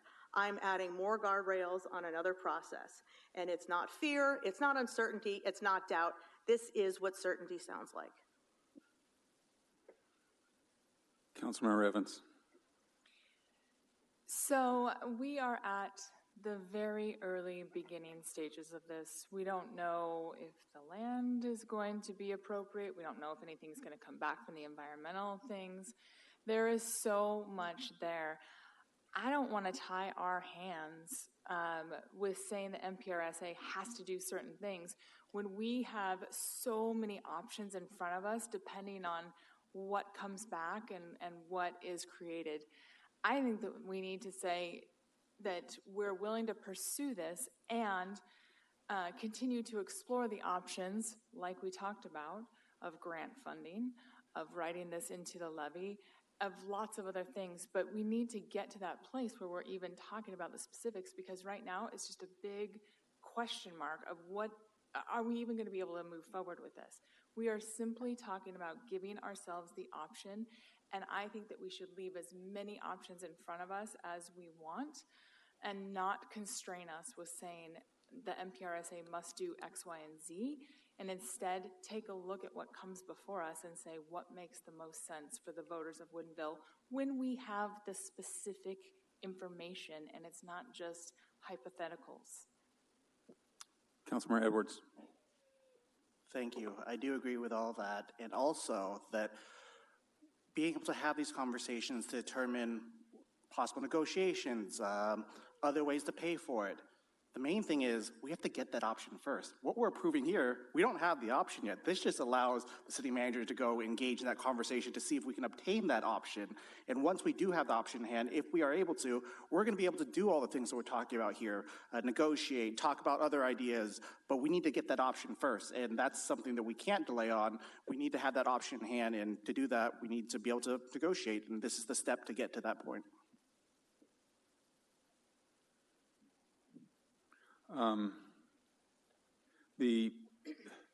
So we have opportunities right now. In fact, we've just discussed going back to Washington, D.C. and asked for $3.5 million for the rec center.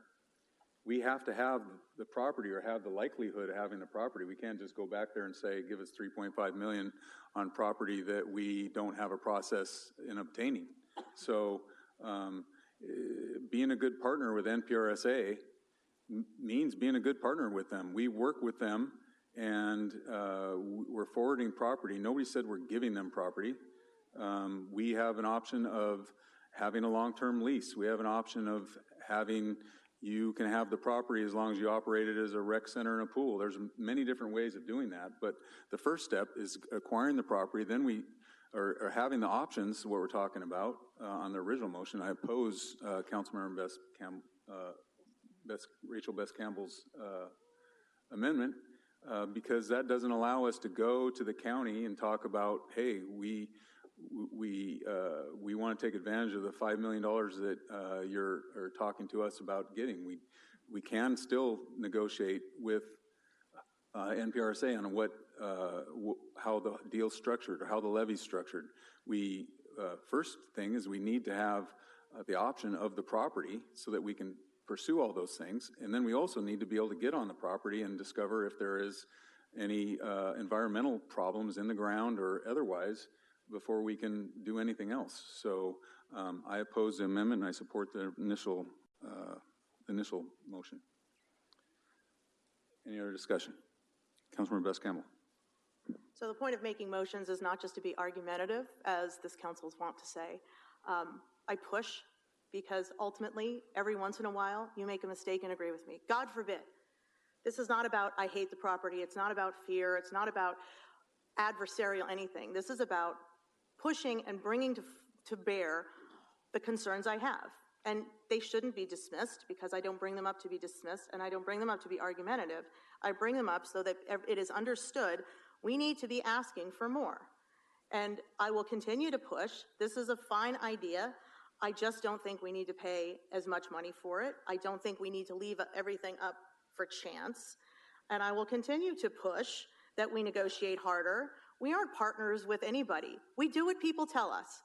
We've had Bothell City Council members tell us we should build this pool. They don't live here, and it's not their $16 million. So my push is for people who are in Woodinville and who don't necessarily want to be left hanging in the bed. So I'm going to continue to push for all of the ways that we can reduce the cost for Woodinville, because that's what we deserve. We have money, not because we spend it, but because we choose to save it, and we go forward and we do things with a thoughtful process. So yeah, I am pushing forward, and I am going to push that NPRSA needs to give us more assurances. And if this council doesn't want to codify it, then the next time we bring it up will be the next time that I bring it up. So don't vote for this. I knew I would come up with 5 reasons why not. Let's go on to the main motion. And much to your chagrin, I support the pool because I like the pool, but I also like the fact that Woodinville shouldn't have to pay for absolutely everything. Councilmember Edwards. Thank you. Yeah, I just want to highlight the importance of the timing here, of making sure we are able to move forward with negotiations now, because there's a possibility that we aren't able to reach negotiation in terms of securing that option. In that case, we'd have to come back and determine our next step.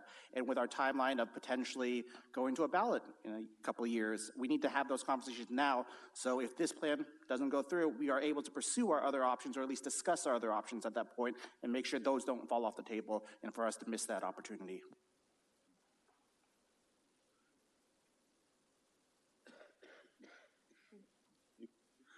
Deputy Mayor Randolph. All that said, does anyone know if there's a precedent? Does Bothell have a carve-out for the senior citizen that they have in Bothell? Or are Woodinville citizens allowed to go to that? I can't answer that. I know there was some, and I'm unfamiliar with that. I know there were some provisions around the McMinimans pool back in the day when that happened. As I'm sitting here thinking about kind of the conversation, I understand Councilmember Best Campbell's point about trying to minimize that burden to the city, to Woodinville, but I don't think that's invalid, but I also don't think it's invalid. It's a timing conversation. So we can have, we should, and I would argue must have that conversation about what that partnership with NPRSA looks like eventually, where we brought that land to the table, because I think, as the mayor mentioned, there are many ways that could look. And we can certainly, and we should have that conversation and decision made by council before we were to exercise that option, right? That this is the beauty of getting some time to go through that. There are as has been pointed out, multiple conversations that need to be had. What that partnership looks like, is the levy going to pass? Are we going to get these grants? All those pieces need to be worked out. What we're talking about tonight is the option to get time to have those conversations before a final decision is made on how much money we actually need to spend on this. Okay, thanks for that. And I hear you. There's a future time we can probably bring this up again. So this is not the last bite at the apple.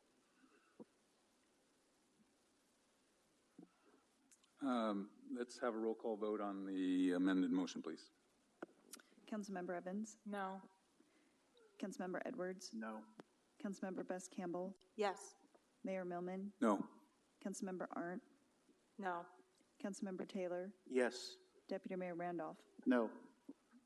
Motion fails 4 to 3? 5-2? 5-2. You're a piece of work. She just told me I can't count. Can we go back to the main motion?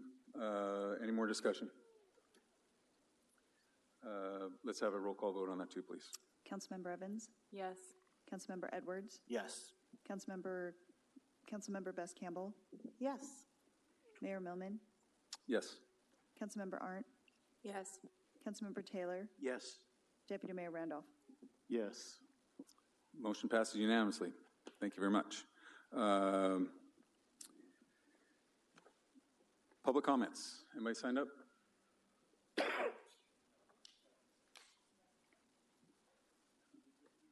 Not virtual. Let's see. Report City Manager. Thank you, Mr. Mayor and Council. Just a couple brief items this evening. First of all, and very much still developing, with the new administration at the federal level, one of the flurry of executive orders issued yesterday included language to, quote, immediately pause the disbursement of funds under, end quote, under the IIJA, which is the Infrastructure and Investment and Jobs Act, which funds at least the $2.25 million that we secured for the trestle. We're still looking at the impact of the additional money for the culvert replacement project. I'm not going to panic quite yet, only a little bit. It's not uncommon for these kinds of things to happen, but we'll have to see how this unfolds in the next little bit. We're still evaluating exactly what that means for that pool of grant funding.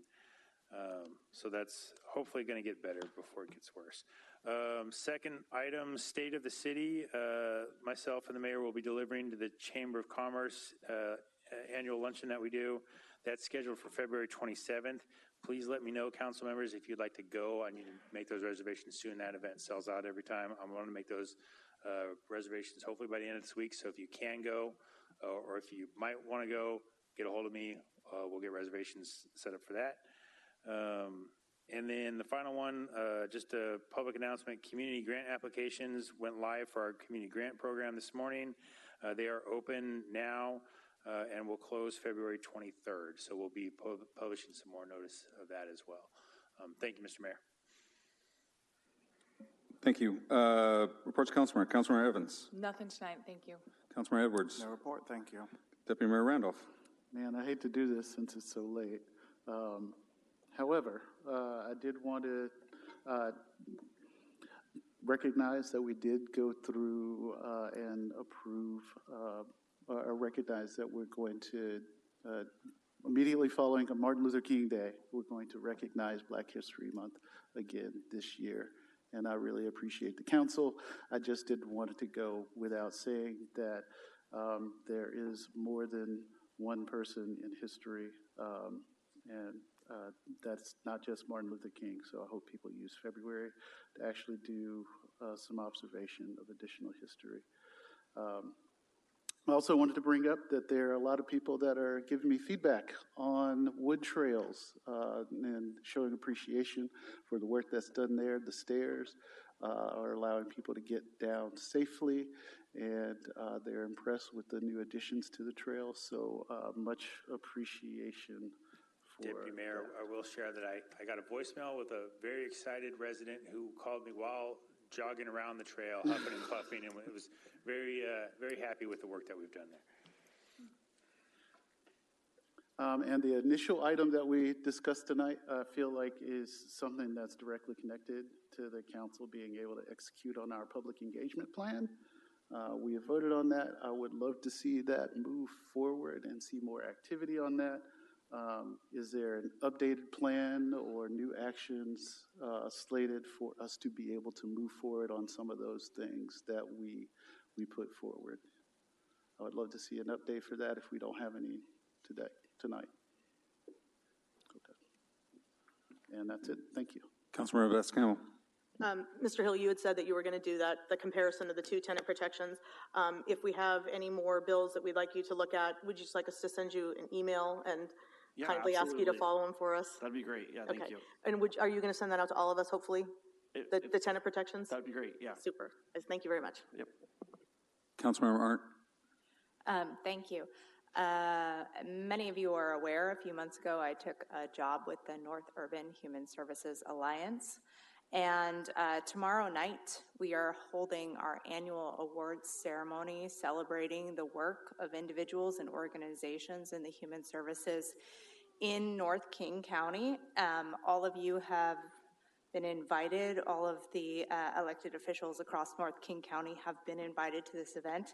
It's an excellent opportunity to meet the people doing the work and celebrate. Particularly, we have some young people who will be receiving some awards for the work that they're doing here in our community to support their fellow residents. That is at 5 p.m. tomorrow night at Kenmore City Hall. You're all invited. And just as a side note to that, since taking that new role, going forward in the new year, any business that has to do with the North Urban Human Services Alliance, I will be abstaining from discussing. Thank you. Councilmember Taylor. Nothing tonight. And I don't have anything either. Do I have a motion to adjourn? Motion to adjourn.